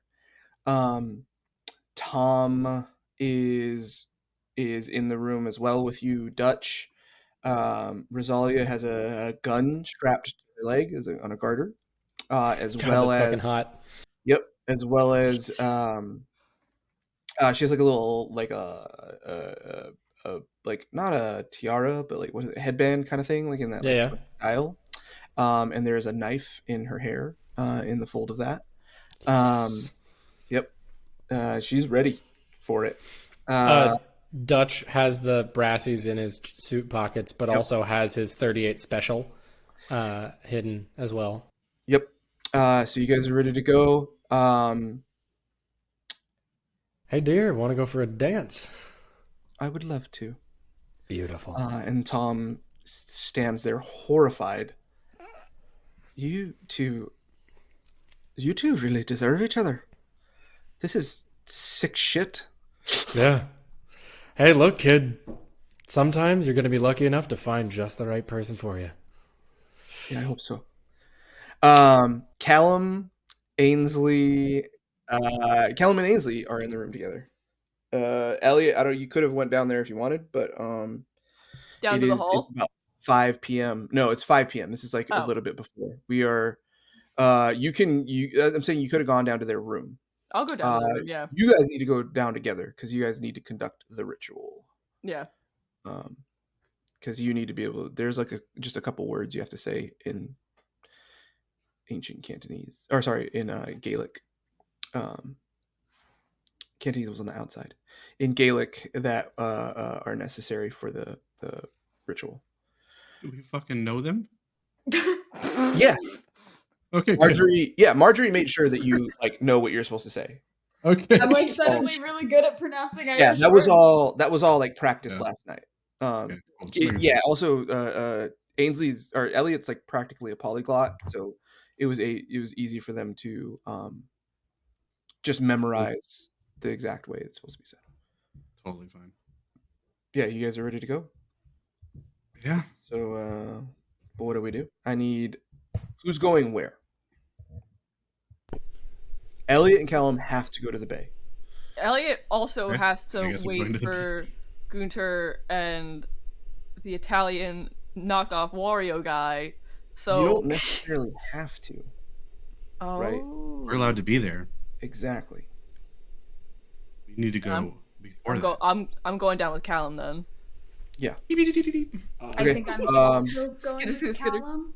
Give me then. This is gonna be really easy. All three of you give me just to give me luck rolls. That's what I want. I rolled a 4. Jesus Oh, Christ. damn, I didn't do as well as Lux, but I got a 14, which is... Oh, you Yeah, no. This that's is good, to that's see if good. these three are spotted as they like. Go Oh, in. okay. They're spotted I together. didn't realize another... Ainsley's going... That also would have been an extreme Got it. success on stealth if you picked that. I got 15. Can I keep that 14 for whatever you make me roll next? No, absolutely. Okay, I didn't think so. Julie, what you got? I got a 46 on a 70. Perfect. 2 out of 3 extremes are more than enough. There's no. You see some people. You maybe even see like a couple little looks, maybe like a whisper between some officers. There is a lot of officers patrolling. There's a lot of, and you can tell the difference between the officers and just like the sailors or whatever because they wear insignia. And so, Bitch. but yeah, there's no like you guys don't look suspicious. And now, you are early, but you are allowed to be down there. What you guys come up on is there before you even come up on the big doors to get down to this level of the bay. There's 2 guards at the top of the stairwell. Sorry, captain's orders. Nobody goes down. I was instructed that I need to meet Mr. Krause here sometime later tonight. Oh, you're Elliot Mr. Fowler. Fowler, yes. Yeah, well, we're gonna need, and I'm not sure we can let you through without Mr. Krause. Give me a charm roll. Oh, buddy. Hey, that's not a bad Aussie, huh? It just came out. Not at all. You're just all right now, Mr. Fowler, and I was like, "Whoa, hey there, Irwin." That's a man Okay. who's watched a lot of What'd you Bluey. roll? 32 out of 35, so that's a regular success. Elliot, you feel emboldened. Yeah. You feel the spirit of Harrington. You feel those words, "You are my legacy," echo in your head right now, and you get a little bit of that. You get a little bit of crazed feel, and you know in your heart that if you bully this man, he's gonna let you through. Elliot's gonna stiffen his spine a little bit, put his shoulders back, and go, you know, part of these orders were given from Captain Reed, and it would be a fucking shame if one of his lower level officers were to deny me access to get to my shit in the hull. All right, sir. Don't. I apologize. Let him through. Let him through. You'll And be as you lucky guys if it doesn't walk reach him. up, you see like truly the stuff of nightmares. There are bodies and parts fucking everywhere. There are broken rifles. There is like viscera and guts on like the ceiling. It looks as though it's Elliot, you've seen just from like history classes and like again like a lot of these expeditions you've gone on with Harrington, right? The old relics of armor that have been hit by morning stars and maces with like large deep gashes. You see that on the hull of the ship and on the floor. There are lights broken and dangling. That you are truly like it looks like they've tried to like they've begun to mop and like push down, like push it. But there is just like and then there's about 10 or 15 servants in this area that are just cleaning up the mass of bodies. And then you see two more guards or two more officers with the bay doors open. And they are just pushing all this stuff out, all these bodies. It looks like, I mean, I guess anybody can give me an education or an idea roll. Hard 26. success on an education. Hard to. Or Regular If you had to success. guess, out of the 50 men, you think this is about 40. If for anybody that had a hard success. And for anybody else, it's like they're probably all gone. That this beast killed all those fucking people. Give me, Lawrence, if you could give me a spot hidden. Okay. Call it that. As you guys walk up, though, like I said, these 28 two officers, regular one of them success. spots you, comes down, and just immediately is to you, Elliot. What are you doing down here? There's nobody supposed to be down here yet. The ceremony doesn't start for another 2 hours. Oh,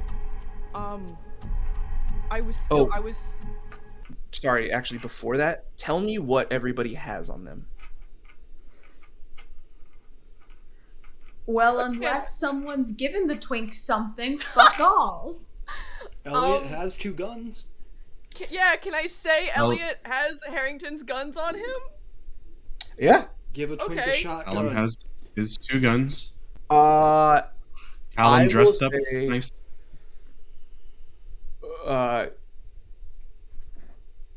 Early in the morning, Marjorie came. We'll wreck on this a little bit. Marjorie came to your door and said, asked to speak to Ainsley and said, Master Ainsley, Ainsley, Marjorie, please. I apologize. Ainsley, dear boy, a gift from Mistress Rosalia.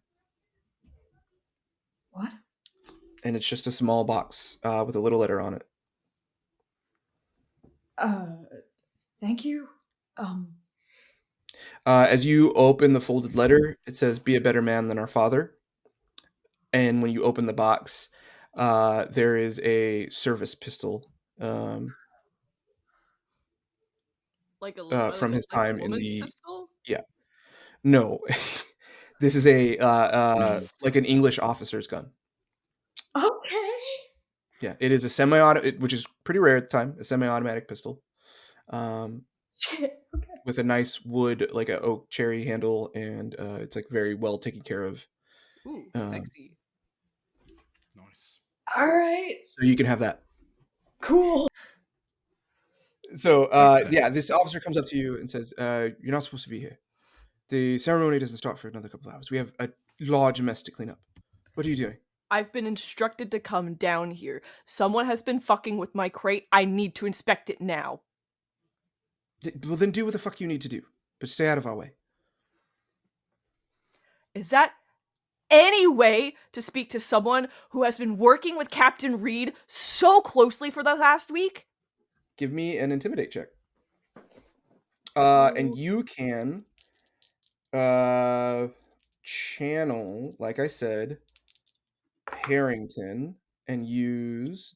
Oh, they don't have any intimidate, huh? Never mind. That's Can I make Can I an push occult check that? to try to make the lights flare dramatically for advantage on the push? You are currently... Your spot hidden is taking you all over. You're Oh, sort of gotcha. looking Never mind. around. Cool. Can I push that roll? I would love that. Please. How do you push it? like Elliot just kind of like keeps trying to like present himself like taller, bigger, like I trying to think like because really. we're a little unfamiliar with this, I'm gonna prompt you on how you push it. Yeah. I think you get into this man's space and put a finger on his chest, Ooh, I like that. which escalates this to certain physical interaction if you fail. That is an 11 Perfect. out of 20. Yeah. It's all right. Okay, so just do what you need to do. I'd watch your tone next time. There's just like a bit of a like. This is like another one of these guys kind of like attitude. Elliot's pulling a Karen, okay? I'd like to speak with your yeah. manager, please. I will say though, give me you. Dude, I don't even need an idea roll. You need this hall empty. Yeah. You need this place empty to do what you need to do.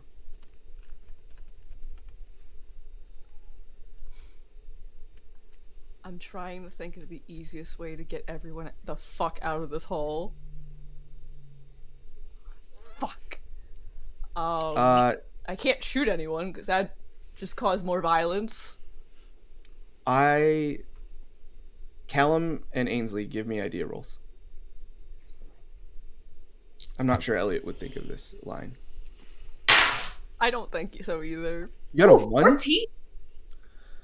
Okay, Ainsley, you have the idea. The most important thing is to get these servants out right now. Mm-hmm. Callum, they are in front of open bay doors. If you shoot them, there's a large chance that they are heard. The shots ring out, more guards, whatever. If they are Push them unexpected, in and close the door. you're not going to be able. Well, you would be able to close the door, but that's going to take a while to figure out. These are large mechanical, or these are the smaller ones, but they're like still mechanical doors that used hydraulics to open and close, or else they would rip off their hinges. But yes, you do recognize that, and that there are. Ainsley maybe sees the look in Callum's eyes, recognizes what he's thinking, and also recognizes that there are 15 other people here that would help you get them out of these doors. So I will allow a little bit of mental communication Connection. and do it. Spell it out, Julia, please. So we can have the servants put them into the bay essentially and seal it shut so that They are standing in front of the open ocean. They're about 3 or 4 feet away. Okay. So we could push them into the ocean. Okay, perfect. But we don't have to push them. The Yeah, servants mass overwhelm them drowning. into Mass the ocean. drowning. Yeah, so okay. I don't okay. So what are we Literally doing? slay.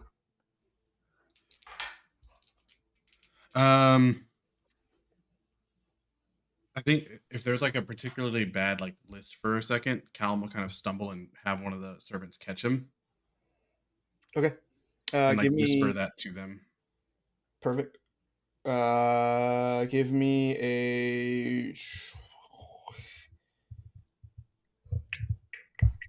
I don't know what the fuck that is. Persuade, I guess. Waiting them maybe? Yeah, persuade. And do it with advantage because of Ainsley's rousing speech I was earlier. about to say, yes. That is a success. Perfect. Yeah, you hear, we're with you, sir. So do you rush them? I probably don't take part in also rushing them because Okay. I'm an old slow man. I think they're not going to take action until there's like somebody's got to do something first. There's got to be an impetus. Oh. Well then yes, I would. Okay, so then give me the rolls. Let's get. We'll just do. We could either do fighting brawl, or if you got something else you want to sell me, I'll buy it. I don't have anything at all. I'm just a sweet old man Yeah, me too.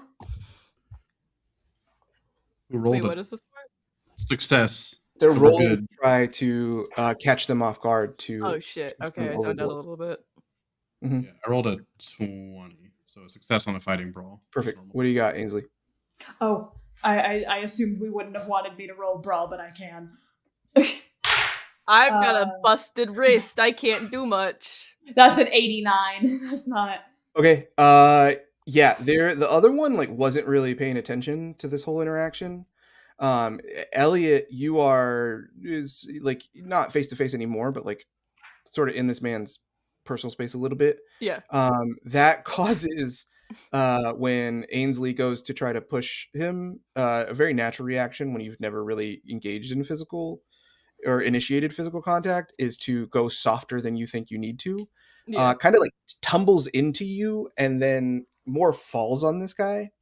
Callum, this man is overboard. He fully falls. The floor was wet. This was not a high difficulty. The floor was wet. See ya. You immediately, like, he's unaware. You slips as he tries to like grab the side and just goes right overboard. Give me.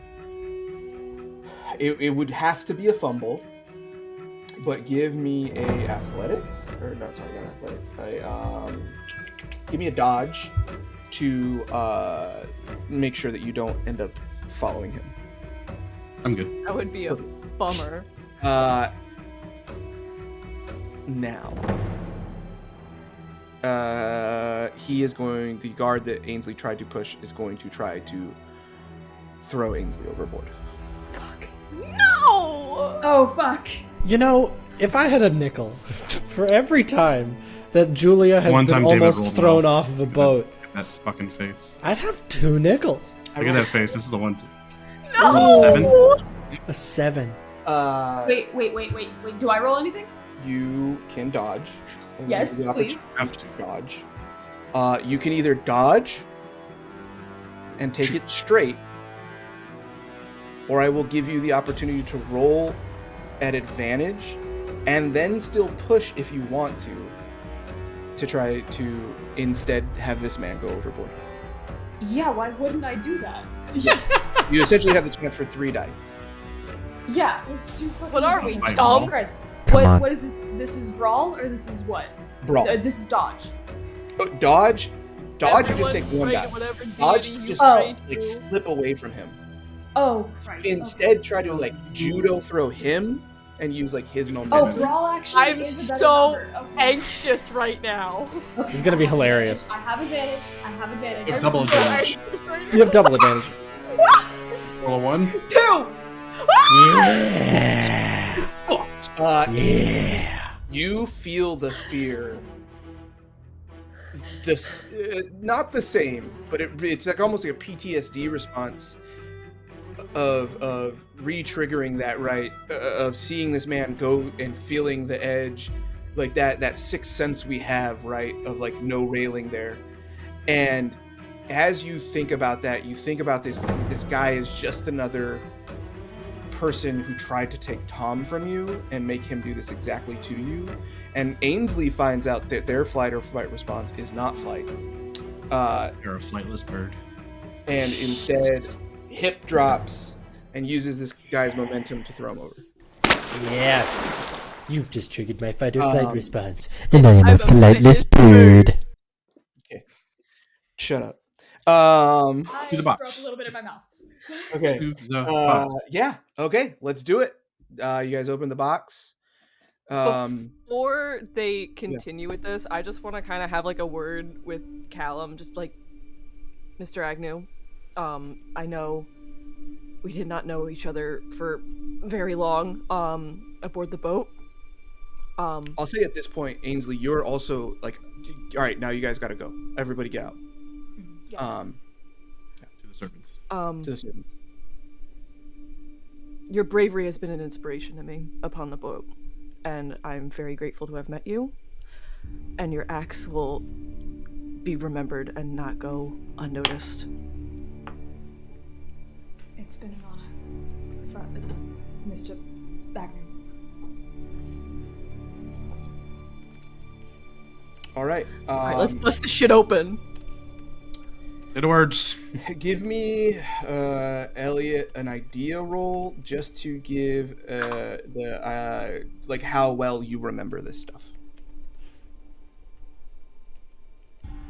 How does a 9 sound? Perfect. It goes off without a hitch. Lux, do you want to? I think you had an idea for this, right? Just if you still want. It was purely if like we weren't able to get, like I wasn't able to get down here with it. Oh, okay. So yeah, I will say you guys use the died. same plinth then. The I'm not going to describe in detail the axe, but Lux is bled. Callum is bled, and the cocoon. Lux, you feel as you start to fade, and as your consciousness, you begin to swim in your consciousness. You begin to feel the euphoric sense of blood loss, and then you feel a sense of panic for a second that always follows those who experience this kind of thing, and you start to have some second thoughts, and you start to have to wonder, is this the right choice? Should I have? No. What am I doing? This is crazy. There's so much more I want to do. There's so much more I want to see. There's so much more I want to write. And then as the blood, Ainsley and Elliot, you as well, begin to see this. As soon as Callum is cut, the cocoon begins to pulse. It begins to, you hear almost a song. You hear the melody of what sounds like a folkloric song, in the Gaelic tradition. And as this and Callum, as your blood touches the cocoon, it is immediately drawn, and that the radiating sound and feeling of this cocoon is sent through your lifeblood to you, and you feel a sense of completeness and wholeness before you go black.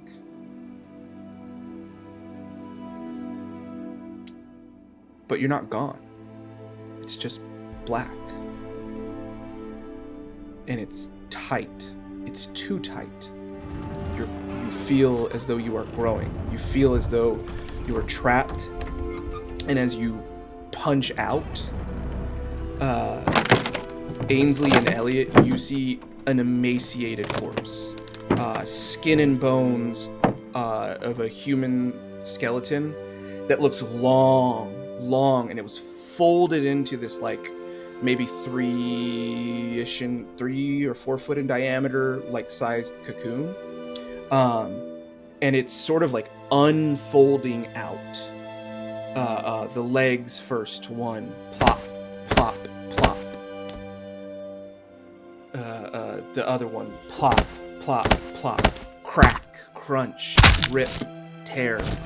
It's covered in this like goo, and the blood is now gone. What was fully filling this area is now gone. And this corpse, this what looks like a corpse, right, was just like skin and bones with the head of what looks like a large moose or an antler of some sort, right? Like it's moose sized, but it's deer shaped, if that makes sense. And it is growing as the head emerges. And then as it begins to feed on Callum's body, you are forced to turn away as you make sanity checks at disadvantage. Ah, okay. We're gonna pause there. Hold those rolls for me. Lawrence, where's the spot hidden? That was just a regular success for the spot hidden. Perfect. You find near where they let out the manticore before they finish cleaning up. Oh my god, excuse me. As a player, I can only describe to you as what looks like a rudimentary like stun gun, like a cow prod. This looks like what and then the body that is irrecognizable is that there is the other key thing. This is Mikhail's body, but this is what it looks like was meant to that they used to like prod the animals and maintain control over them, these beasts.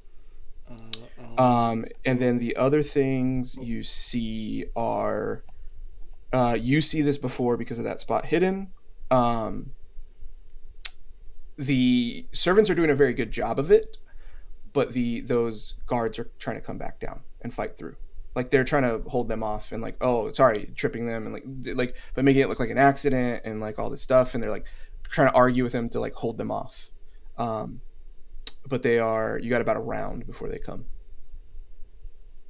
I mean, I'll go try to let Elliot know. Who, you want to roll in a cult? Sure. 40, that's hard success. Perfect. Yeah. Then you can relay whatever it is you want to Elliot. The guards are coming back. And the Russian's body is by the door.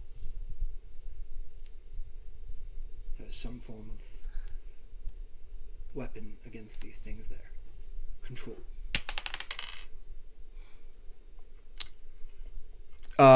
Callum, or I guess I should call you the Watcher.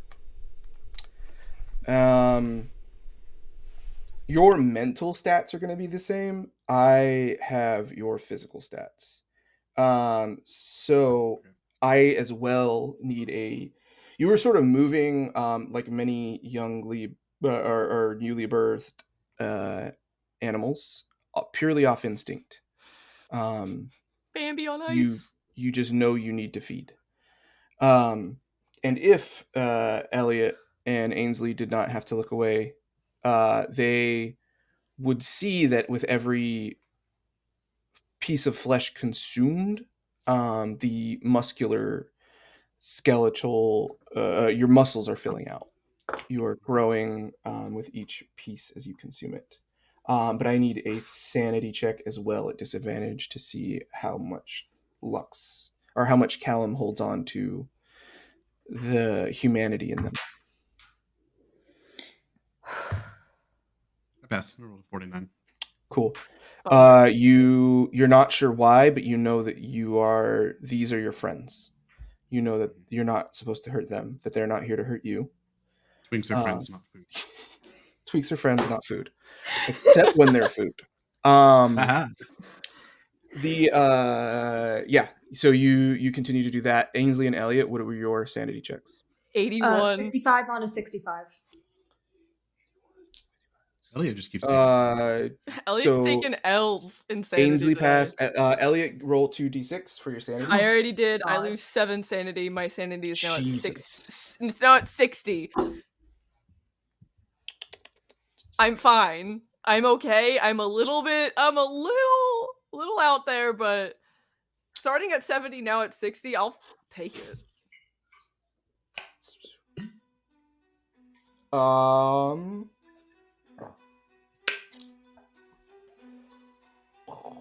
That's not good. What? He said that's not good. I heard him. Roll a d10 for me. That's a 9. Is that what I wanted? Did I want the opposite? Below a 5. Fuck! Or you want a 5 or below, sorry. Oh shit.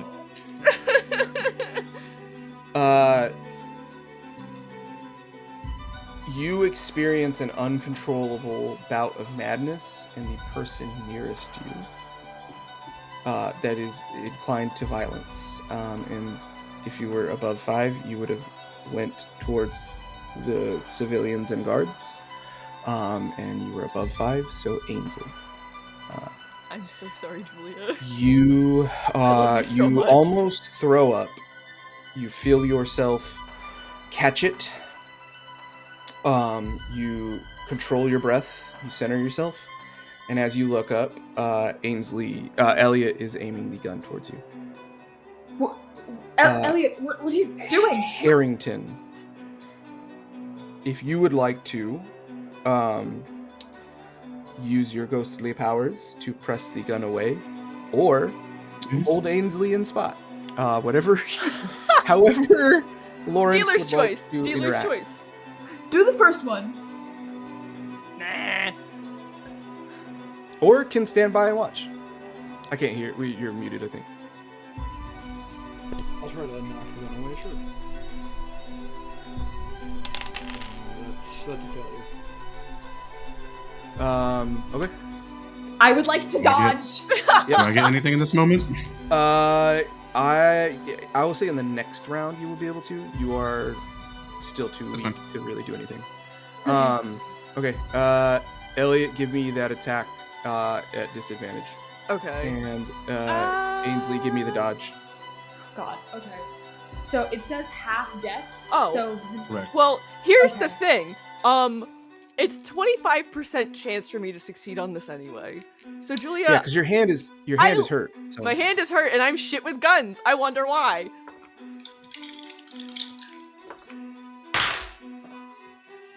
I Ainsley would Gage. like to push the roll. Ainsley Gage, Well, hold you on. lucky motherfucker. You are so glad. You are so lucky I had to roll that with disadvantage. The first roll was a 20. The second roll was? The second roll was a 90. Okay, the gun goes off. That's a similar look, not dissimilar to Tom and who was the other person? Oh, you didn't see Igor. Not dissimilar to Tom. A similar look fills Elliot's eyes as he goes to shoot you. You can react now and like rush if you want or whatever. So run he away? shot and it missed. Yes. Yes. I'm backing away. But Elliot, it's me. It's Ainsley. You don't have to be scared. It's all right. It's me. I don't think Elliot says anything in response. I just think you Oh. see like a I terror. forgot to see how many rounds. A look of Hey, terror on very his good. Sorry. It's just a You look see a of look of- terror on his face and just a torrent of fucking tears pouring down his cheeks. Yeah, it's crazed. He's not. Whatever you're saying, nothing's getting It's through. nothing, Reg. Nothing's He is He's gone. currently. It's taking him a while. We'll say it takes a round, because of the hands injured. This is a bolt action rifle, right? I guess. I don't I'm know. assuming. It's not my gun. For the time. Most likely, it's either bolt or lever. Yeah, bolt or lever. It's taking you a little bit of effort to ready the gun and re-aim. And I'll say because of your injured hand and your phobia, you have that again.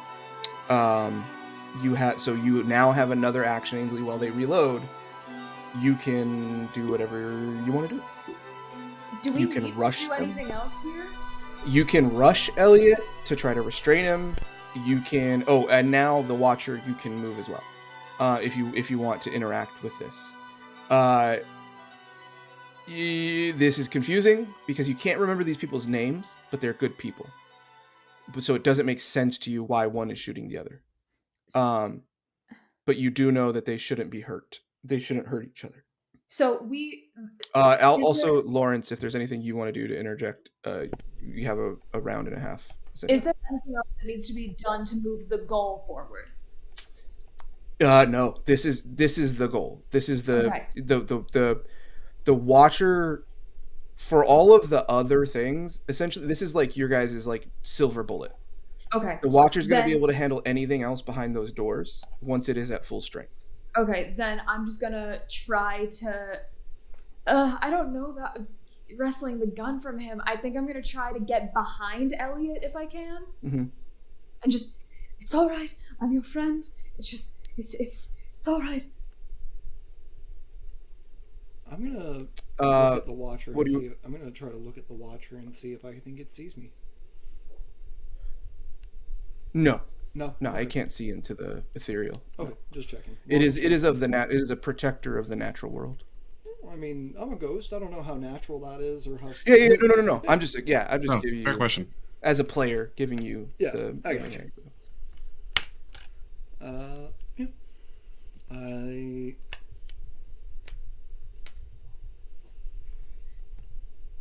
Yeah.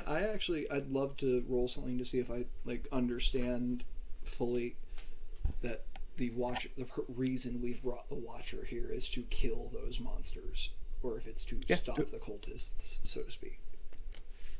Yeah. That will. Yeah, you can roll. I'll take. Do you would that be like no idea anything? Idea probably. Idea. Okay. All right, so that's a 31, which is So this is like a little better two-pronged than thing, success. right? You guys are here to. The Watcher will be able to. You know of at least these other boxes that have dangerous beasts on board. Mhm. You also know that they are willing to use them in whatever ways they need to. Yes. You also know that it's not limited to that, and that there are more armed men, that a good chunk, due to some luck with the mana core, that a bunch of armed men died, but that the other half of it, right, is the other part of this attack is essentially you got to get rid of the cultists and also subdue all the men at arms, Gotcha. right? So the Watcher is going to sort of even those numbers out, Yeah. sort of unit The Watcher's wise. kind of our insurance policy when they release more of these. It's the ace in beasts. the hole. Yeah. Yep. Gotcha. Okay. Yeah. I'll keep trying to knock the gun away from Elliot. Cool. Yeah. Roll brawl. Failure. Damn. Just so I can have an idea, David, what are those physical stats? Yeah. Okay. Give me 1 second. They're very close to Dutch's, but they're a little better. Obviously. Is it just you said my strength, dex, and con are what's changing? And here I thought Yes. that Dutch was just accidentally a physical god. Your size now is 100. When you stand up, you're going to be about 8. David, step away and step back really quick to your mic. Is this better? Yeah. Okay. 8 feet tall. Your size is now 100. Your power is 80. Your dex is 50. Your con is 90, and your strength is 95.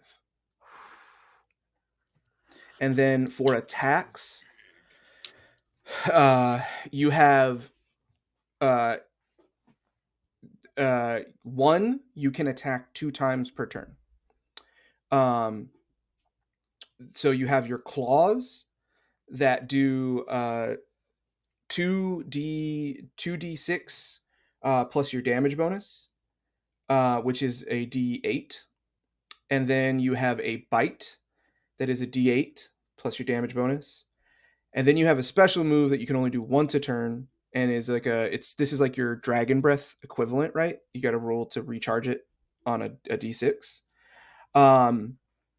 You can essentially suck the life essence out of a being. It's a one shot. Gotcha. You can grab a human, an animal, or whatever by its, and essentially remove the life from it. So I grab Ainsley. Sorry, boy. Nobody gets to read the fucking letter. Letter dies here with all of us. All right. So what does the Watcher do? Sons of the Can father, you know. he? Yeah, sins of the father. Can he just straight up like grab the gun from Elliot? Yeah, Like, easy pull day. it out of hands? Yeah, give me a strength, just a strength check, and then Elliot, same. Oh boy. Good thing Elliot's like really good at those. Oh shit! I didn't see that coming. It's at disadvantage as well Oh, perfect! Yay! because your hand. Oh, I still passed it. What did you Did you get roll? a hard success? A regular success. What did you roll? 46. Yeah, not even close. Okay, cool. That comes at, what did you roll again, Callum? Or I rolled Walter? a 24. Yeah, 100%. That's what I thought. I thought it was 14. Yeah, immediately like taking candy from a baby. The Watcher, when this is in your hand, it burns. It does. You not physically. You feel an intense hatred, a like generational hatred for this. This is the weapon of your enemy. This is bad. You have an inclination to break it. Give me a. Definitely like a grab and throw. This is not going to affect your sanity, but give me a sanity roll to see what you do with it. You're good? Okay, yeah, you just throw it then, instead of breaking it. Okay, so you guys get through that. We'll say, because you only had one more round, Elliot, of crazed madness. And I will say, for ease of purpose, the guards come down, shit themselves, and their life essence is sucked out of them. We are going to go up to the ball. Dutch, you are on the arm of Rosalia. As you all enter the ballroom, there's like a tenseness in the air. The humidity, right, of this storm, the slap sound on the holes, increased tension a lot today. There is fun and jolly talk and chatter, right? And that sounds markedly different from hushed whispers and anxiety in the voice. Give me a spot hidden. Gladly. Trying to get under a 79, I think 79. Whoa. 35. That is a hard success. Okay. There are people missing. There's a lot of people missing. You recognize the retinues, right? Like you've been around enough. Like if you've ever been on a cruise, right? You eventually learn to like spot the same people all the time because you get seated in the same areas and all that kind of thing. You head down, or you head in, and you notice that some like whole families are gone. But Captain Baugh is nowhere to be found. Teddy Hunt is getting drunk in the corner. And anybody else? None of the ring holders are here. Not a single one. And maybe like a third of the officers. There's about 200, on board. Captain Reed's not on board. The first mate is up there. And there's about 60 guards or so. Of the people there, how many faces do I recognize that are Yakuza? Of the people that you saw from earlier, it's a good roll. I'll roll that at advantage because you were successful. That's right. There are 80. Beautiful. And some of them, like I said, are like valets, etc. Some of them are like in the bar area, but you see about 80, close to 100. Interesting. Yeah. Honestly, this might be the most chill moment. Dutch is going to, has his eyes open, sticks to Rosalia's side so that, if he were to be approached, he has to be approached, with company. Fuck.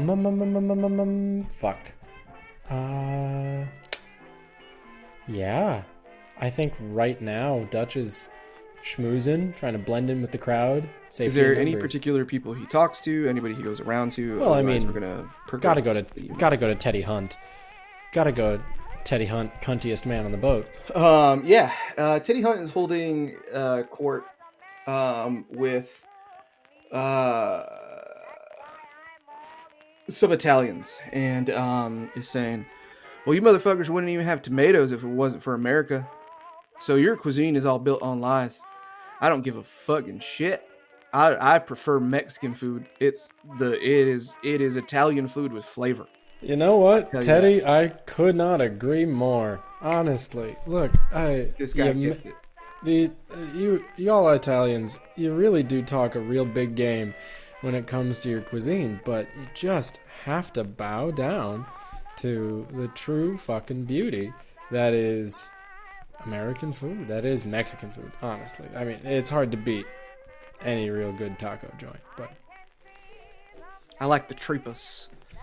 Oh, do you? You're an exotic eater then, huh? Lengua has always been hunting since I was a kid, so we eat all the animal. Have you now? Hey, I'd love to hear that. I haven't gone much hunting, but aside from my boxing career, but that's a little bit less of your style.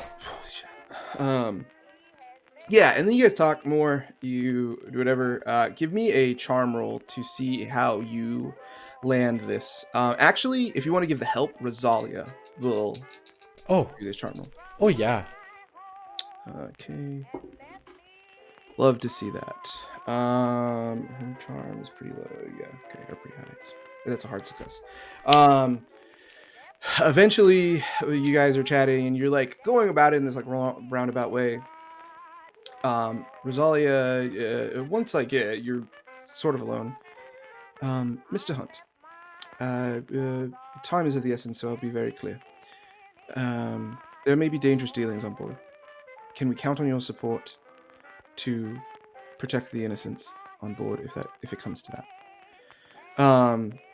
And Teddy Hunt kind of looks at you and like as like a whoa. And Rosalia says, "I believe I was speaking." Look at Rosalia when she's speaking to you, sir. All right. Yeah. Any excuse to kill these Europeans.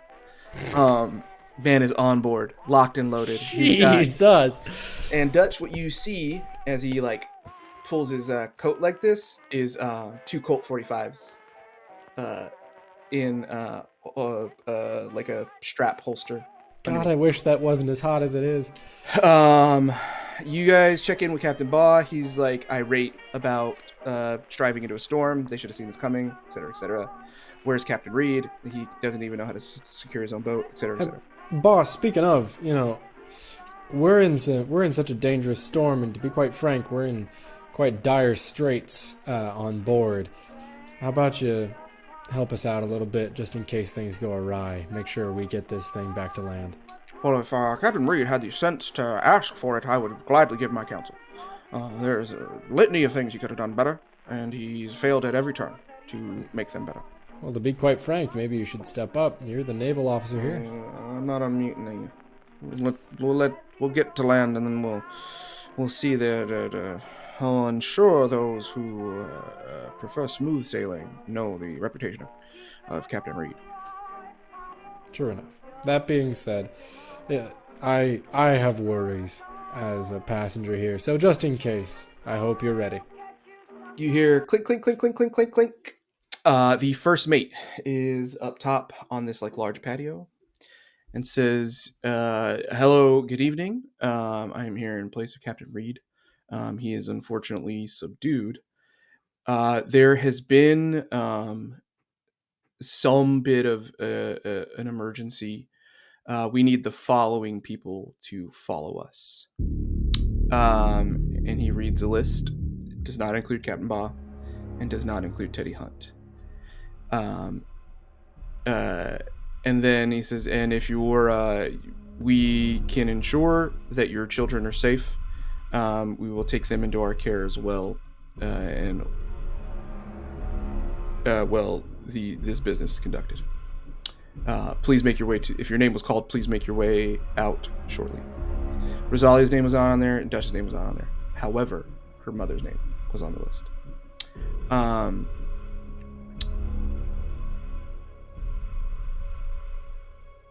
And the soldiers begin to file people out. Rosalia, you quite alright? I don't know what's going on. I don't know. Neither do I. What's the play? Well, there's the safe play, and there's the ballsy play. What do you want to take? I think we cut off the head of the snake, and the body will follow. I think we make our way to the bay. Let's go give Francis Chester Reed a little visit. Okay, give me stealth checks. Ooh, I am not as good at this, but I'm also not bad at this. Please, God. 17. That is a hard success. As you were leaving, Rosalia got a regular success, so you guys are fine. You have the idea to first try to just get down, and then you guys go in like the tunnels, and you're able to overhear a couple of things. Some of those is this the full list? Well, yeah, some people we weren't able to find. Okay. Captain Reed said it's important. The storm provides cover for what we need to accomplish later. It's only about 15 people.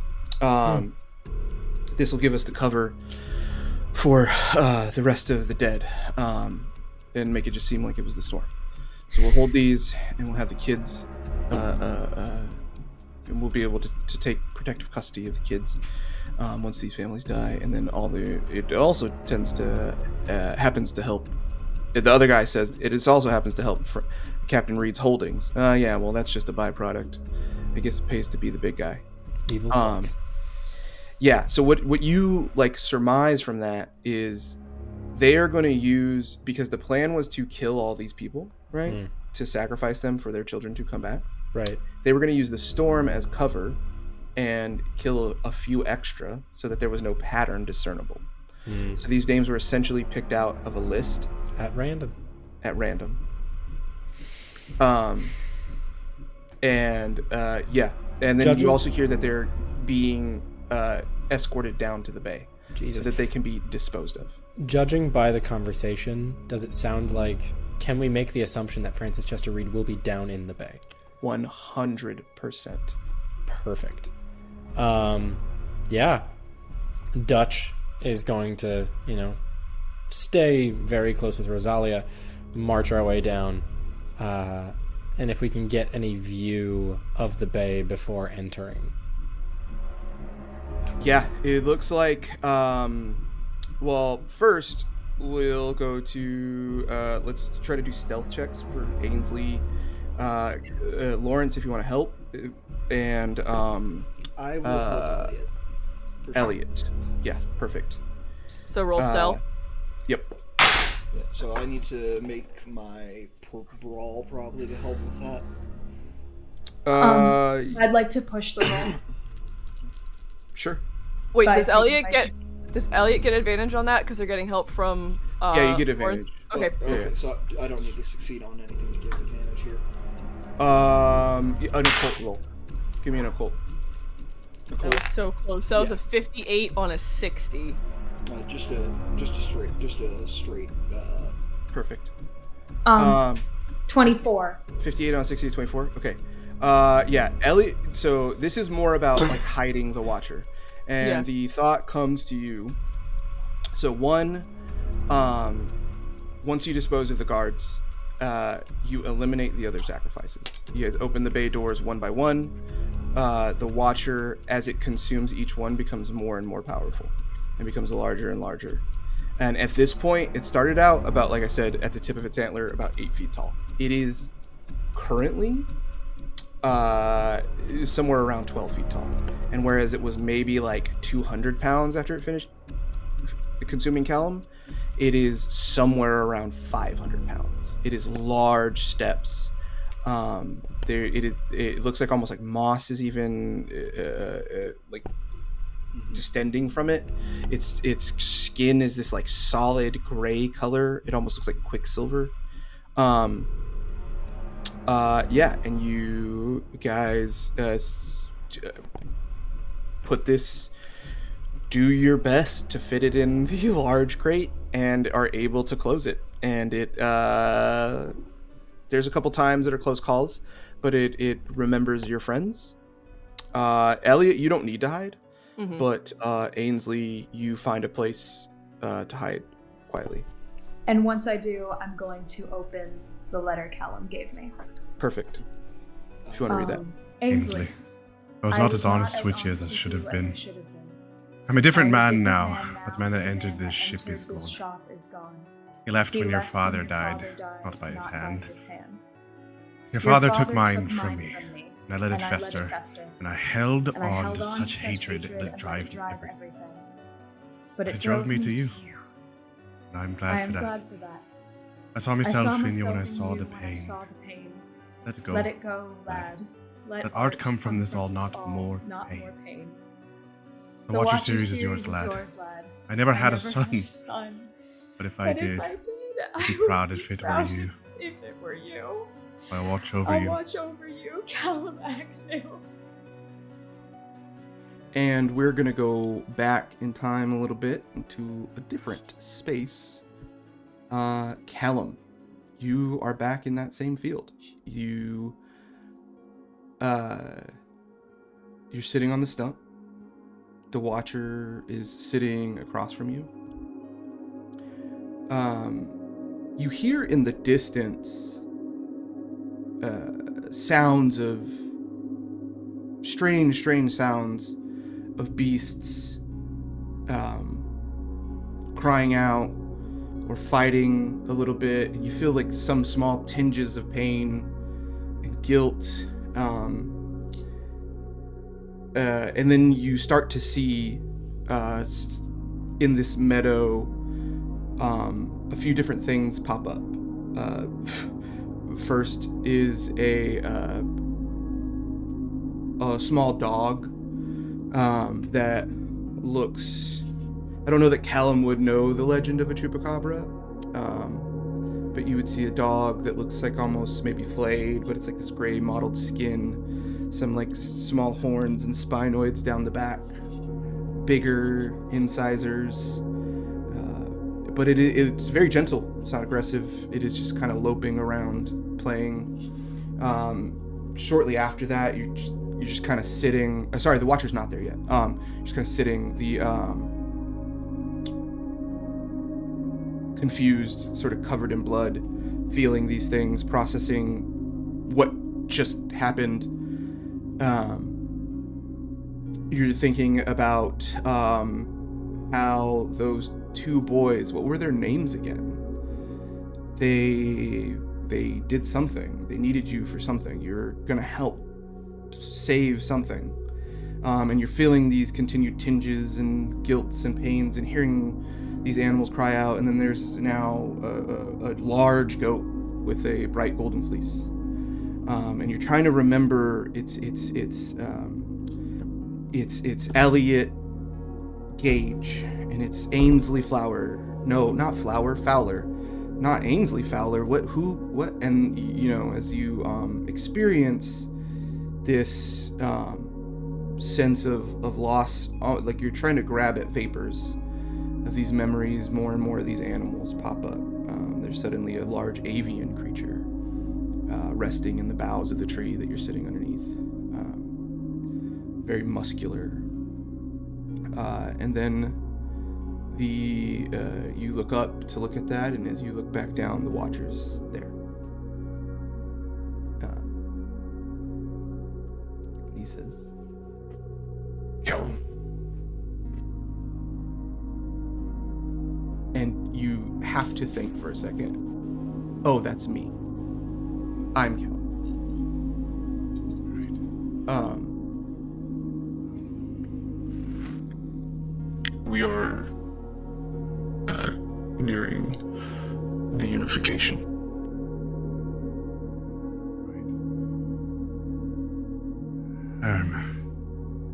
Yeah, right. Thing.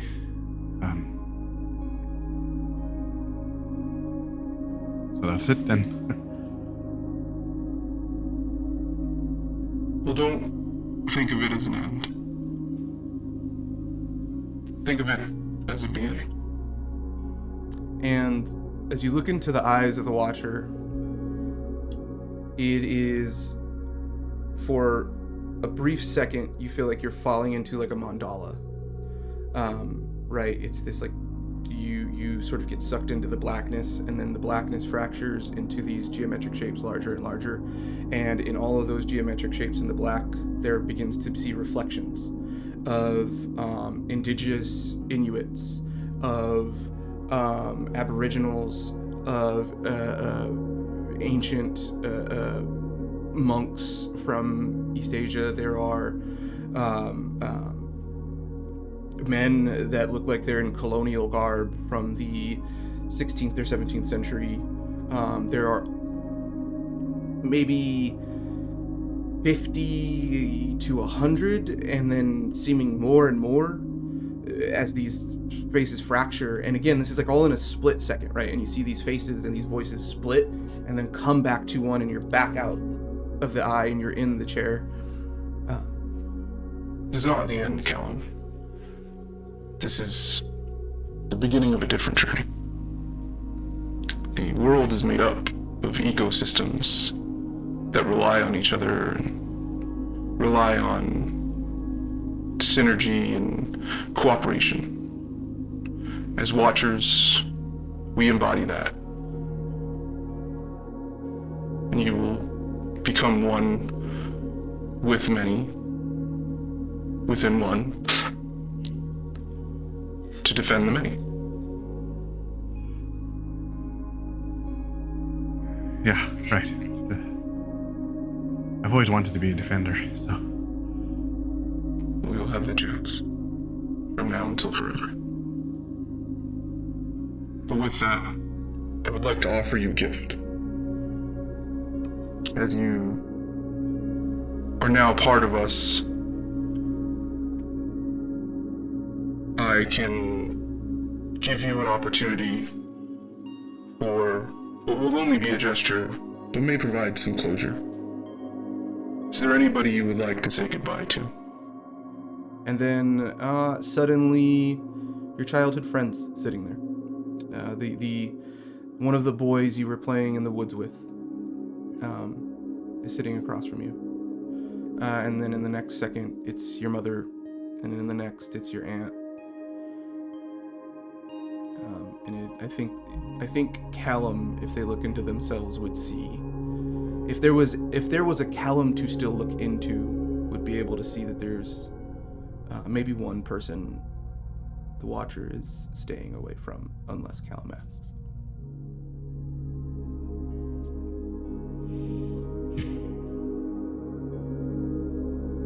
I think I got the chance to say my goodbyes to those who needed it.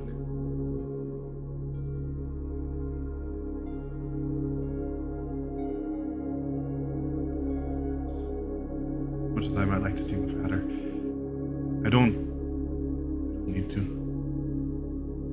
want to get to work doing the work that we have in front of us. I left everything to the lad. I said my goodbye to the one person who meant anything anymore after it happened on the damn ship. So I think I'm good. It's time to let go of things. I knew I picked right all those years ago. You're a very special person, and we are better for it. And he lunges at you. And you are consumed, but it feels good. And as you are consumed, you hear the tears of a boy you knew in a past life as they read a letter. And we're gonna jump right back out. As you hold that letter tight and tuck it, you hear a lot of footsteps. You hear 70 to 80 people coming down. And then you see there are a lot of the officers, and there's a lot of these people that are like, well, what's going on? Why were we picked? Like, what's happening? Right? And a lot of the officers are like, Captain Reed's down here. He's going to explain. We just need help identifying some stuff, and you have all been identified as like witnesses, blah, blah, blah. It's a lot of like, but there's still like mistrust. Like, it's weird. Like, people know when they're being herded. Hoodwinked. They're being herded, right?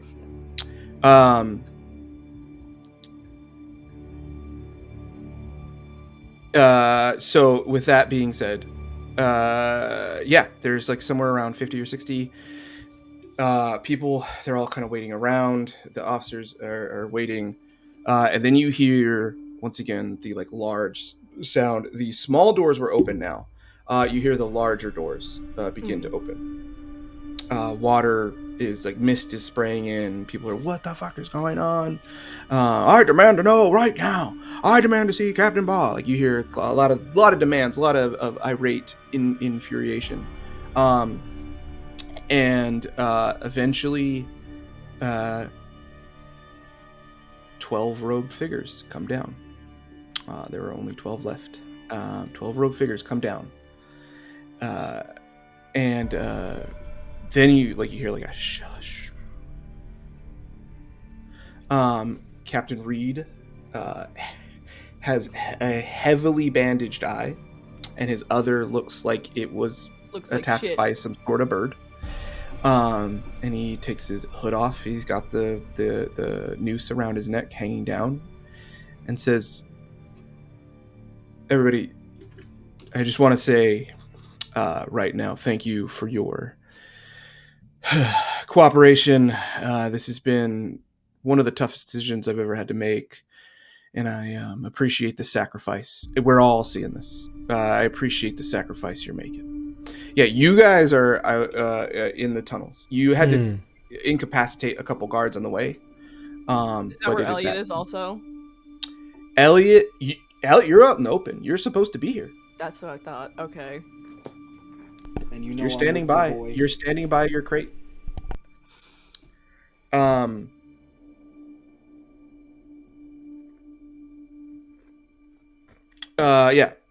And then once he says that, I appreciate the sacrifice that you're gonna make. Then you hear like large unrest, and you start to see the people being pushed towards the edge.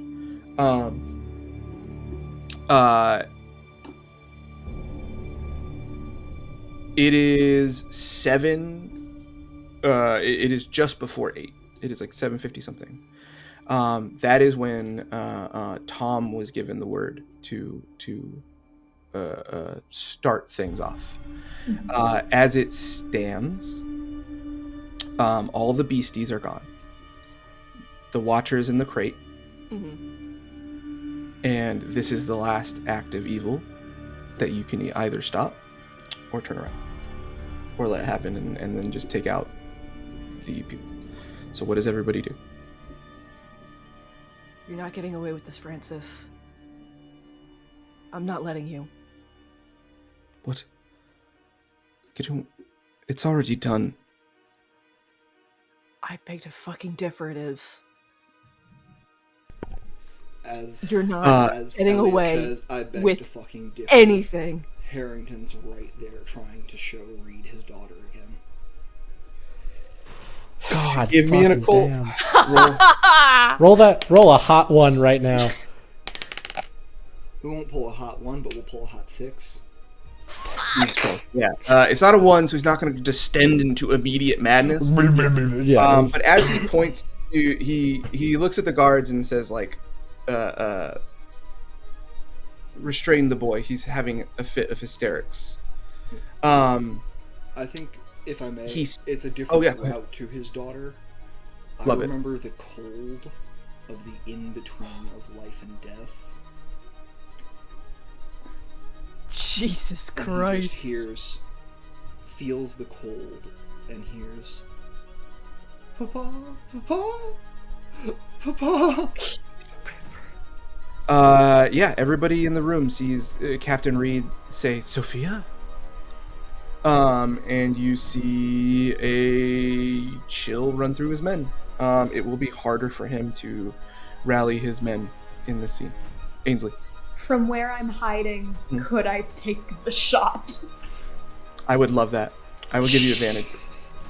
Yes. Oh my God, Ainsley is on the grassy knoll. This is a long Making shot. Nothing bad ever happens to the Reeds. Montague. I would advantage, remember. Advantage. Well, what do we get on well, David said you got advantage. Is there any way I could get advantage in the ones place? No. You could push it and re-roll. What did you get? I got a 28 on a 20. Oh. Ouch. Wait, if I push it, could I re-roll both on a 20? Of them? How do you have a 20 in firearms? Firearms handgun, it's the base skill. 20. It's 25, yeah. Yeah, there's 25, it's rifle shotgun. Yeah. There's 25, I was very confused. If you push it, you have a chance at shooting Ainsley. Or so you have a chance at shooting Elliot. Oh. Take it. Or wait, you can still roll. You have your advantage. I will give you. You didn't roll that yet. Yeah, but if I'm. It's in the tens place. Yeah, but you still have a chance. Yeah, so you can roll your advantage. You have a 2 if you want. 10 chance. I would roll your advantage first. Pushing. Yeah. Okay. Yeah, I would roll your advantage first. But if you push and the risk is that you may shoot or Elliot, then I will let you reroll the ones place instead. Everyone blow on it. Dear fucking God. What do we got? 18. Yeah. And actually, wait, I will just say, rerolling your ones place wouldn't have helped you. You could only get a 20 rerolling your ones place. Oh. Yeah. Well, it beats it though, right? Pizza, but still. Your numbers chance. You still had less of a chance than technically. That's insane. Okay. Roll your damage. It's a D10. D10.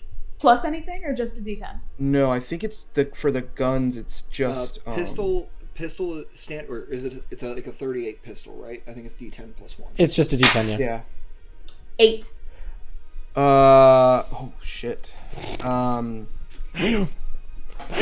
This man's a that moment. As Elliot distracted Captain Reed, that moment of hesitation, that moment of wait, Sophia, you, Elliot, or Ainsley, filled with the spirit, filled with rage at what these men have taken away from so many people and what they are willing to do.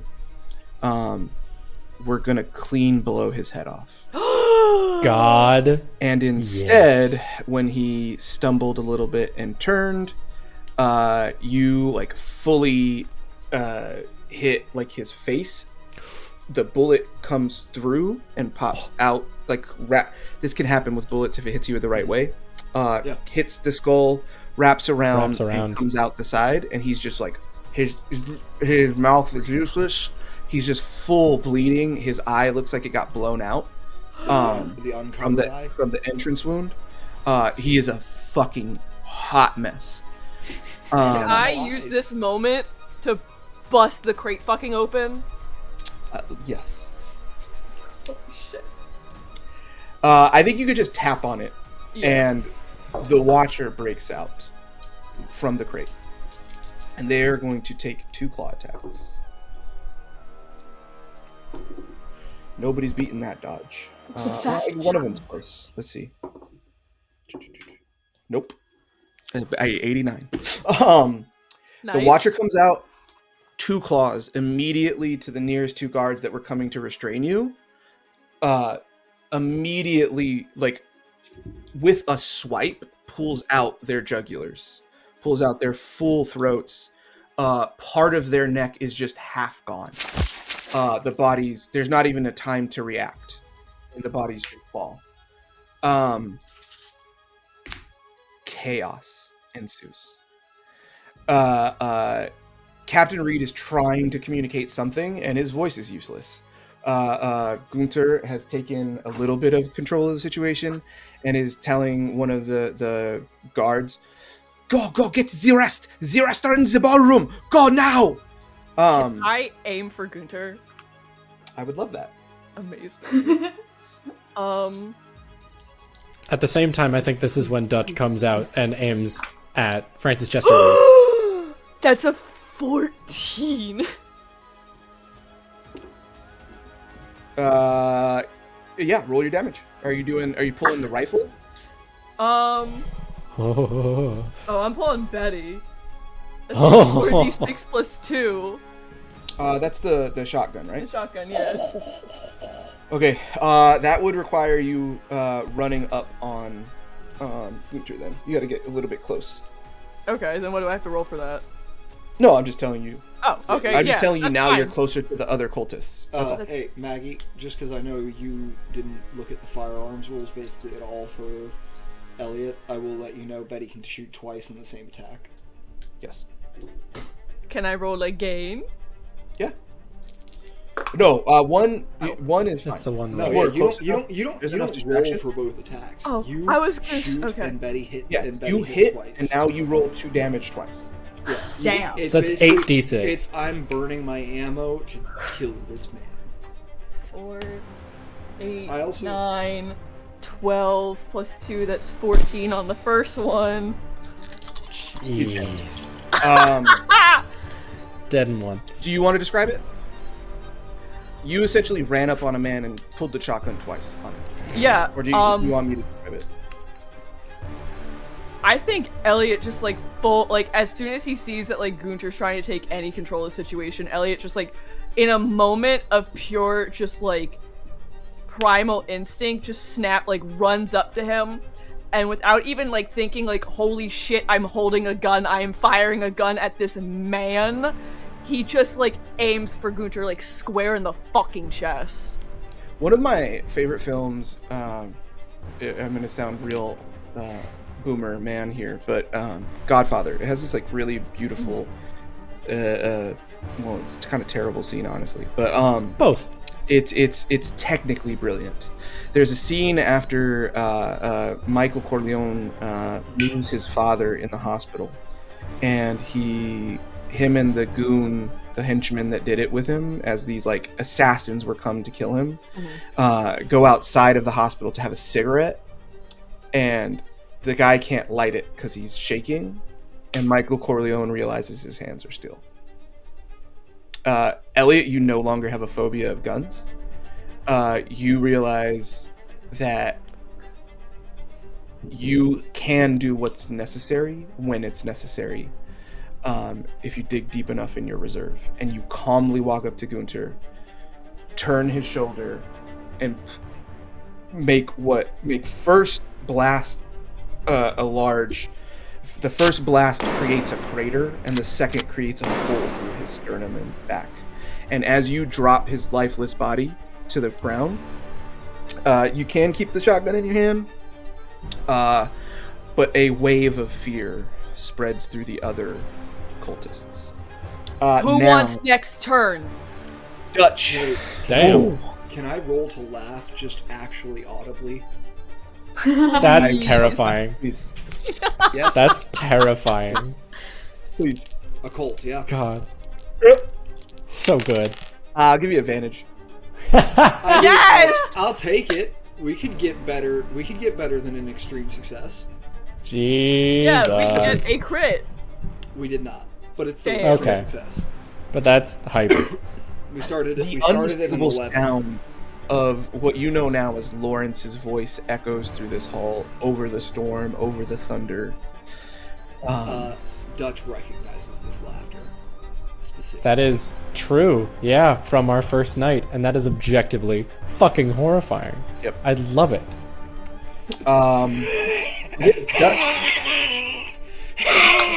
Dutch, you go. Lord. Hi, Lawrence. Good to see you. Dutch, you go to. You were trying to attack Francis Chester Reed, right?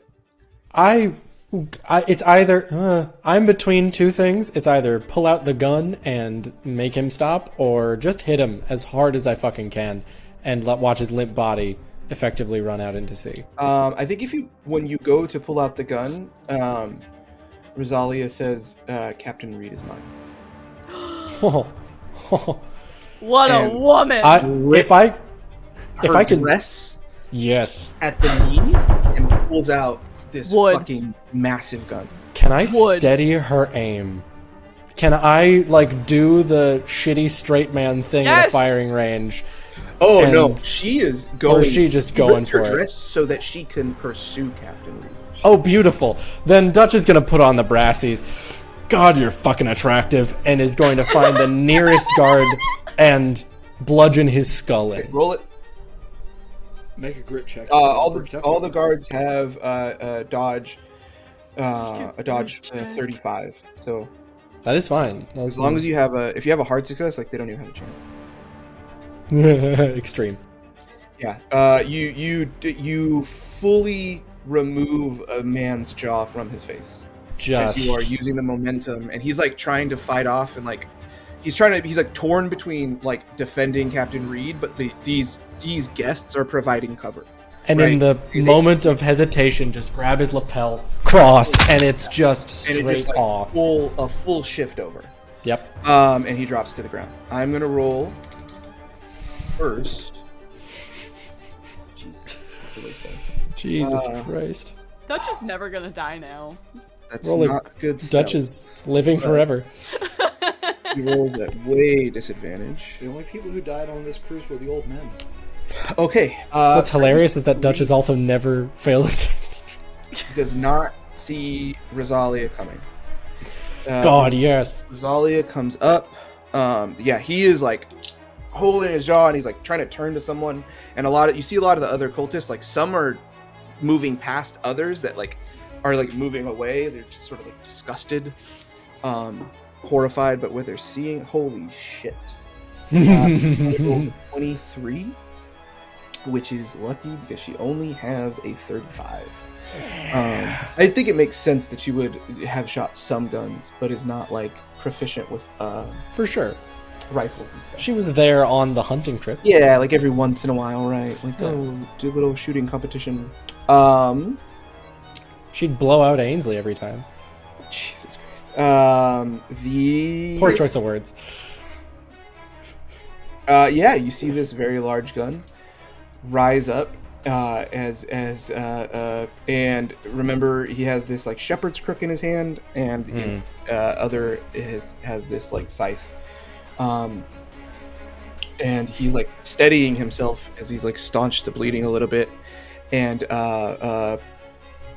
very calmly, in command, Rosalio walks up, puts the gun to his head, and Captain Reed is no longer among the living.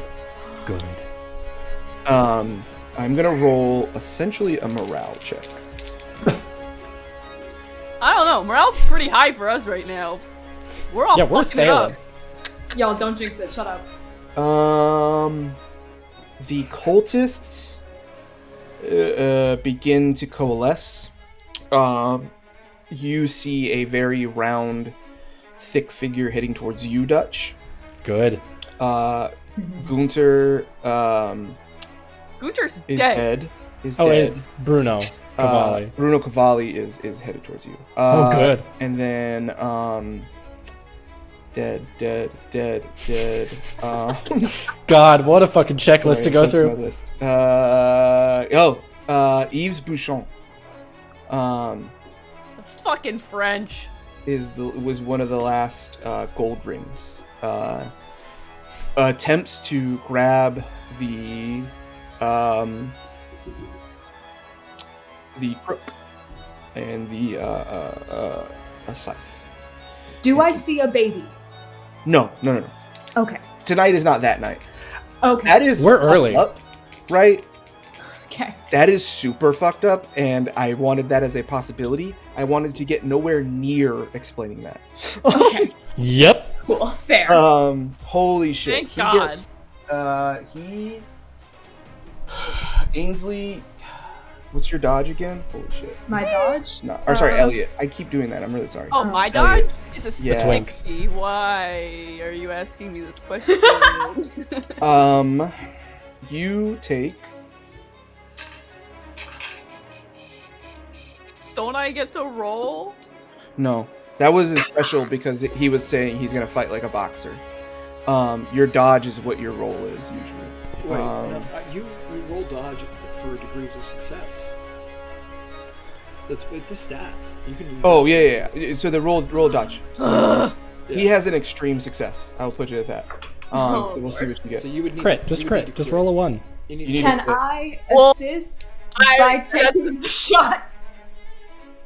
No, Hilarious. we're doing. We're gonna get back to the top in a second. Okay, cool.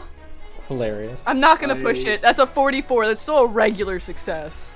Yeah, you Gonna don't. Give me 1 second, actually. There's no I change. may help one of the points. Yeah, you have 15. You're fine. You take 9 damage as you are the closest. Yves Bouchon made a roll. He wouldn't attack a woman, but he will attack a twink. He picks up the scythe. Tries to go for like your head, and instead, as you duck, he catches like your shoulder. And takes like a chunk out of your deltoid. You have a meat flap on your deltoid. You are. Just a quick little fillet right there. Okay, and then Bruno is going to attack Dutch. I will. That's the wrong. Why did I roll that? Rolling for dodge. Is there a degree that I'm trying to beat? Yeah, it's just a regular success, I think. Let me double check. Yeah, it's just a regular success. So if I you got need- a regular. You got a regular? Yeah, Okay. 44. Yeah, he goes to try to like tackle you, like wrap around, and there's just more mass than he thought. So you're like now kind of like engaged in physical combat. He's clinched me. Yeah, cool. 3 generic attacks of cultists on Ainsley, or sorry, 2. Or no, you're a ghost. That's the other one, the Watcher. No, it's okay. They could be taking shots at where my voice is coming from. Okay, Ainsley, give me a roll. Well, what roll? Dodge. I'm hidden. You shot someone. Fair. You did fire a gun. Yeah, You shot did someone. blow a man's jaw off. 89.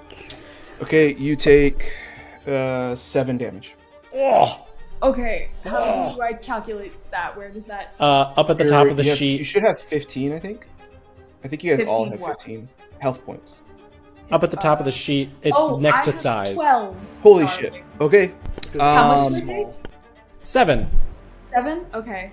Yeah, you still took fine. you took a shot to your thigh. It's just kind of bedlam now. The many of the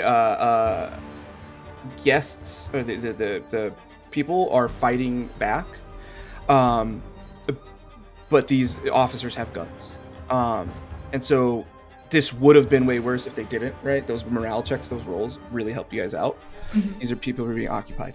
Okay. Back to the top. Oh, Ainsley, go ahead. I'm immediately taking off my tie and I'm going to tourniquet myself. Yeah, okay, that could be your next action. You're going to go right after Elliot. Elliot, you took a big chunk. Eves is standing in front of you. Looks like he's trying to take you out. Can I shoot him with the shotgun? No, you would have to reload that. Fuck. You emptied the clip. Chip, we can't hear you. Sorry. What about the... You'd be able to swap to Bill. Bill's got 5 rounds in him. I'll swap to Bill, and I'll hit him with that. You can only shoot with Bill once per turn, though. That's fine. You can't double up on the attacks. It's something. It's anything. I'm at 6 hit points right now. I just want to go down swinging if I die tonight, so... That's a 13. Oh, Beautiful. good lord. Not even close. Yeah, roll the damage. 2d6 plus 4. Well, I will say, David, I think 13's still only a regular success for Elliot. It is. I rolled like a 60 something, 69. Okay, I just So want to yeah, not even close. Nice. Nice. 14 points of damage. Whoa. God damn, Elliot's on a killing streak. 10 on the 2d6, yeah? Yeah. Nice. That's insane. Elliot's got more blood on his hand at this point than Dutch did the entire campaign. So far. Hold on, I'm working on Bruno. Yeah, you're on your way. Yeah, I really thought I was gonna kill one of you. There's just a hole directly in the. He only had 12 hit points. Just directly square in between the eyes. But that small hole turns into a much larger hole as the back of that skull is blown out. And once again, another cultist falls. Can I pick up the scythe? I was going to ask David if with my turn I can try to guide the Watcher to more opportune targets. Yeah, if you want to do that, then yeah, because you go right after, but it's the same thing. Like we've been operating pretty loosely with that. They were gonna go with the cultists, but if you want to direct them somewhere else, that's. I was just gonna direct it to our. Well, actually, never mind. I just thought about it. We don't have any named people left except for Bruno, who's about to catch a who's with me? Yeah. Never mind. And nix that. right? I will say. That's who Elliot just killed. I will save my turn for pulling weapons away from my friends. Love that. Perfect. Yeah, if you want to save your reaction, then I will say that. Okay. In this next round, this is the last round where any of you could die. Just so you know. That's what I'm doing. I'm saving my turn to try to yank cavalry is coming. If you want to like hold your action to try to like last second push away, yeah, exactly. We can do that. That'd be great. Perfect. I love that. You gotta be fucking kidding me, dude. I can't tell if that's good or bad, David, and it's kind of hilarious. The Watcher hits again. He's just like rolling through. You fed this good boy, and he is just absolutely obliterating. What a good boy! Good boy, Watcher. That's my dad. Somebody give him a scritch behind the ears. Somebody get up in there. Yeah. No, like one of the cultists goes to grab Rosalia from behind.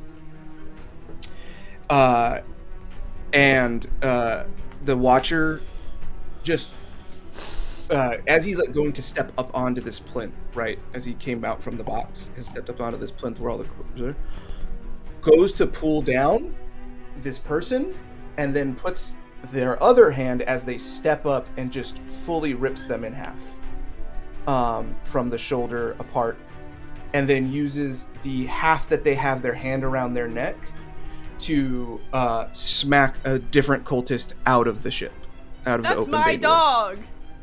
So there's now good boy. There was 12. 1, 2, That's 3, insane. 4, 5. You're dead. You have 6 cultists left. Dog in him. Holy shit, Ainsley! It is now your turn. Yeah, I'm gonna take this off to tourniquet my leg and take cover. First aid. Okay. Yeah. First aid. 40 on a 50. Perfect. Yeah, you. I'll say you get back like 2 hit points. Thank you, God. Yeah, and you are you're stabilized. Like you're not gonna be at risk of dying after this fight or anything. Beautiful. I have 7 hit points remaining. Yeah. Phenomenal. More than Yeah, you use the hot barrel of your gun to cauterize the wound, and then you tie the tourniquet. Hot. Metal as hell. Literally. Yeah, the Watcher killed 2. Okay, Elliot, Ainsley, Lawrence is holding their turn. Dutch. What does Dutch do? Dutch is going to bash Bruno Cavalli's brains in. Let's do it. This is tough. Bruno has 18 hit points, just so you know. Okay. They don't have a great dodge. But if Bruno is a little, if Bruno gets their hands on you, it's bad. We'll just do that. Absolutely. But that's what River wants. David. Don't. Stop doing this to me. I'm so sorry. It's not fair. What? Tell me what you did. I guess I'll try to roll. I guess I'll try to. Well, you have to be kidding me. River, you have to be the luckiest person in fucking New York. I am not shitting you. I rolled a 99. Tell me how you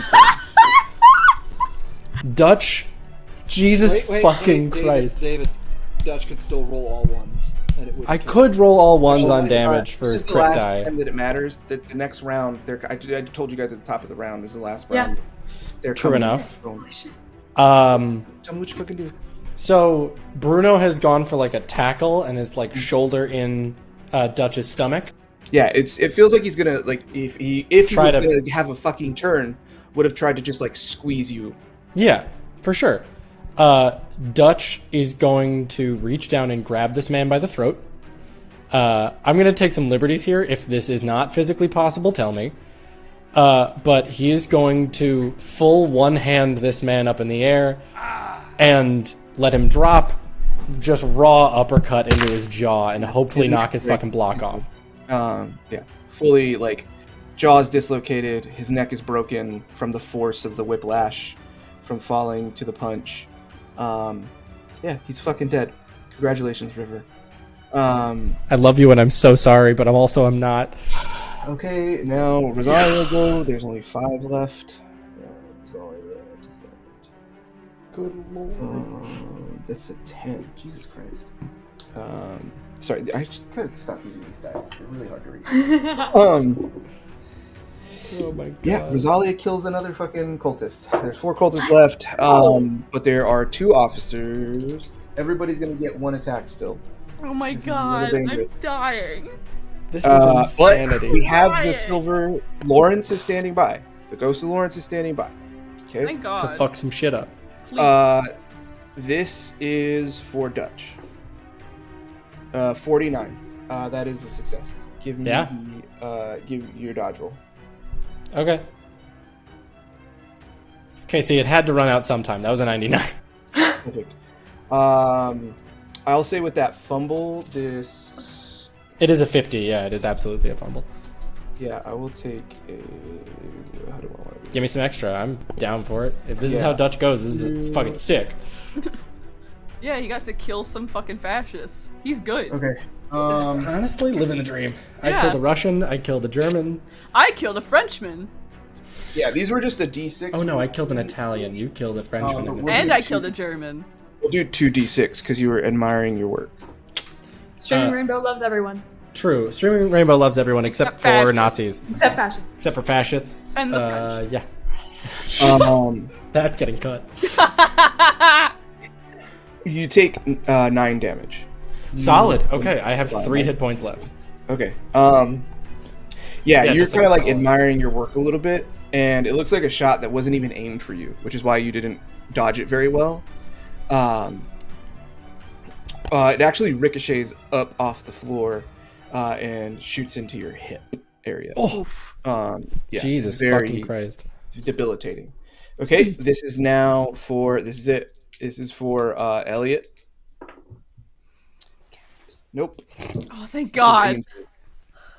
God damn. A 52 and a 57. I just needed below a 50. Shit, That's David. Oh. And then here is Rosalia. You have to be kidding me. A 56. Jesus. You said 4 cultists, 2 officers, so you still have 2 shots left. Yeah, but the officers are occupied. I'll do 1 more cultist to see what they attack. Oh, 22. I'll roll a D6. Don't you kill my girlfriend. Who they attack. 1, 2, 3. They do attack Rosalia. Don't kill my girlfriend. Okay, Rosalia's gonna roll a dodge. Can I? David, I would That's like right. to take my reaction and try You can to take your reaction, and I'll There it re-roll is. my 10. Can I tell If you? you- Well, can I tell you what I'd like to try yeah. to do specifically? Oh, I'd love to hear that. I want to try to point the gun at Dutch. You motherfucker. He stole my boy. If you want to do that, you can do that. I will say you are in the hold, so we are in the closer area. You need I think you need a success to not hit Rosalia. Okay. You need and you need a hard success to hit Dutch, and I'll say a critical success. And Dutch, it's a fatal shot. Can I try to roll dodge, or is this just kismet? Okay. But if he rolls an extreme success, and That's you just don't it. roll That's just extreme it. Success, That's just gone. yeah, This is intense. Well, that I didn't can't help read at that. all. But that's double zeros. Is that a 100 or is that a... Oh, That's no. a 100. That's... No, double zeros, not as in That's double zeros. 0, 1. Wait, 0, 0 or 0, 0, 1? No, 0, 0, 1. Rip Dutch. Yeah. Okay. I can try to roll another 1. I've done it once tonight. Get that cam on there, baby. Get that cam on there. Let's see this. We should have rolled at the same time. It would have been so much We fun. should have. That would have been funny. That was we gotta get this moving. Let me move all those out of the way. We don't have a box of doom. I do not. Hold on. I'm going to turn the blur off of my camera real quick. Just so that there's no possibility of missing this. Center that a little bit more. That's an 18. That is not a 1. What goes through Dutch's mind A bullet. as you feel what goes through Dutch's mind as you feel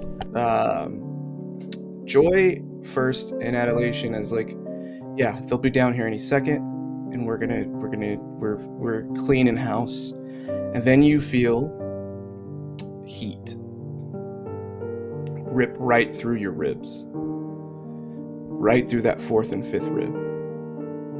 And before your brain hasn't fully processed what it is, but you've hit that spot enough in other people with thin, sharp weapons, and seen them take this shot before, that before you pass out, that this is the last image you'll see.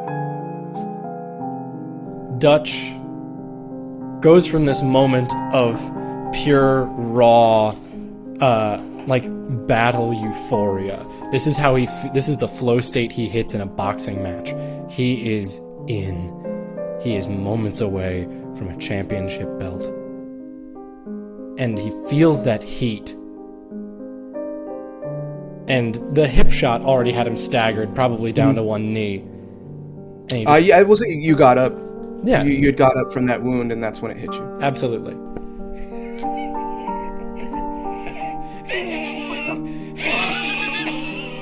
Jesus Christ. For a moment, it's just, you were a really good man, Arrington. And then he looks over at Rosalia, and she was a better woman than I'll ever be. And he just falls back. As you fall back, there's a moment where it feels like you're sort of splashing through the floor, and you are back up as a ghost, and you see Rosalia screaming, running to your body. Real quick, David. One thing in my mind, and I understand, the narrative of, Lawrence was a ghost, Dutch should be a ghost. Dutch got one of his happy endings. Dutch's business is finished? He died a warrior's death. For the most part, I think he's okay. Alright. I think then, instead of that, as your spirit moves to the beyond, the last thing you see is maybe the only woman you ever really loved. Certainly the only one you respected. Ripping at your clothes, slamming into your chest. Jesus Christ. And just screaming your name. Shortly after this, God, that was the last roll. Shortly after this, Tom comes down with a group of the Yakuza, and Dutch is like one of my favorite characters I've ever DM'd. I really liked that. No! Dutch had his story. As this happens, Tom and the group of Yakuza come down. They make short work of the few officers left. The rest that don't surrender are easily overwhelmed. There's very little casualties. Captain Baugh assumes command. There's enough post-war veterans, and there's enough people willing to work to continue the ship moving forward. It was discovered that, a lot of the details and the other stuff, Rosalia says people won't believe and will just end up in loony bins. So much of the occult nature of things was hidden or destroyed. You guys have put the Watcher in one of the holds.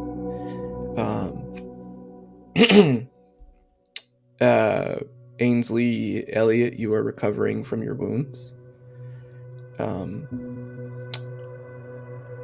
And everybody's out on the deck in the next morning, as this was late into the night, and then the next morning, and the sun rises in front of you as you continue east towards a whole new world. And although it is a future secured for the children aboard who are marked for death, and it is a better world for the men who committed this pernicious evil because they breathe no longer. And it is a better world because Ainsley Gage and Elliot Fowler found themselves and became better men. It is hard to enjoy that as Rosalia, Ainsley, and Elliot stand on this deck and wonder what life will be like in this as they reach shore. And with that, I thank you for listening. I thank you for following. I thank you for being engaged. This has been a pleasure. There will be some epilogue stuff in the End of the Rainbow, so we'll get a little more closure and we'll get a little more where did everybody go and what did they do. But I think that this is the right place to leave it as you guys watch the sun come up over the Pacific Ocean and feel the cold sea spray of a post-storm as those clouds move, and it looks like it's going to be a beautiful day. Thank you. It has been a pleasure.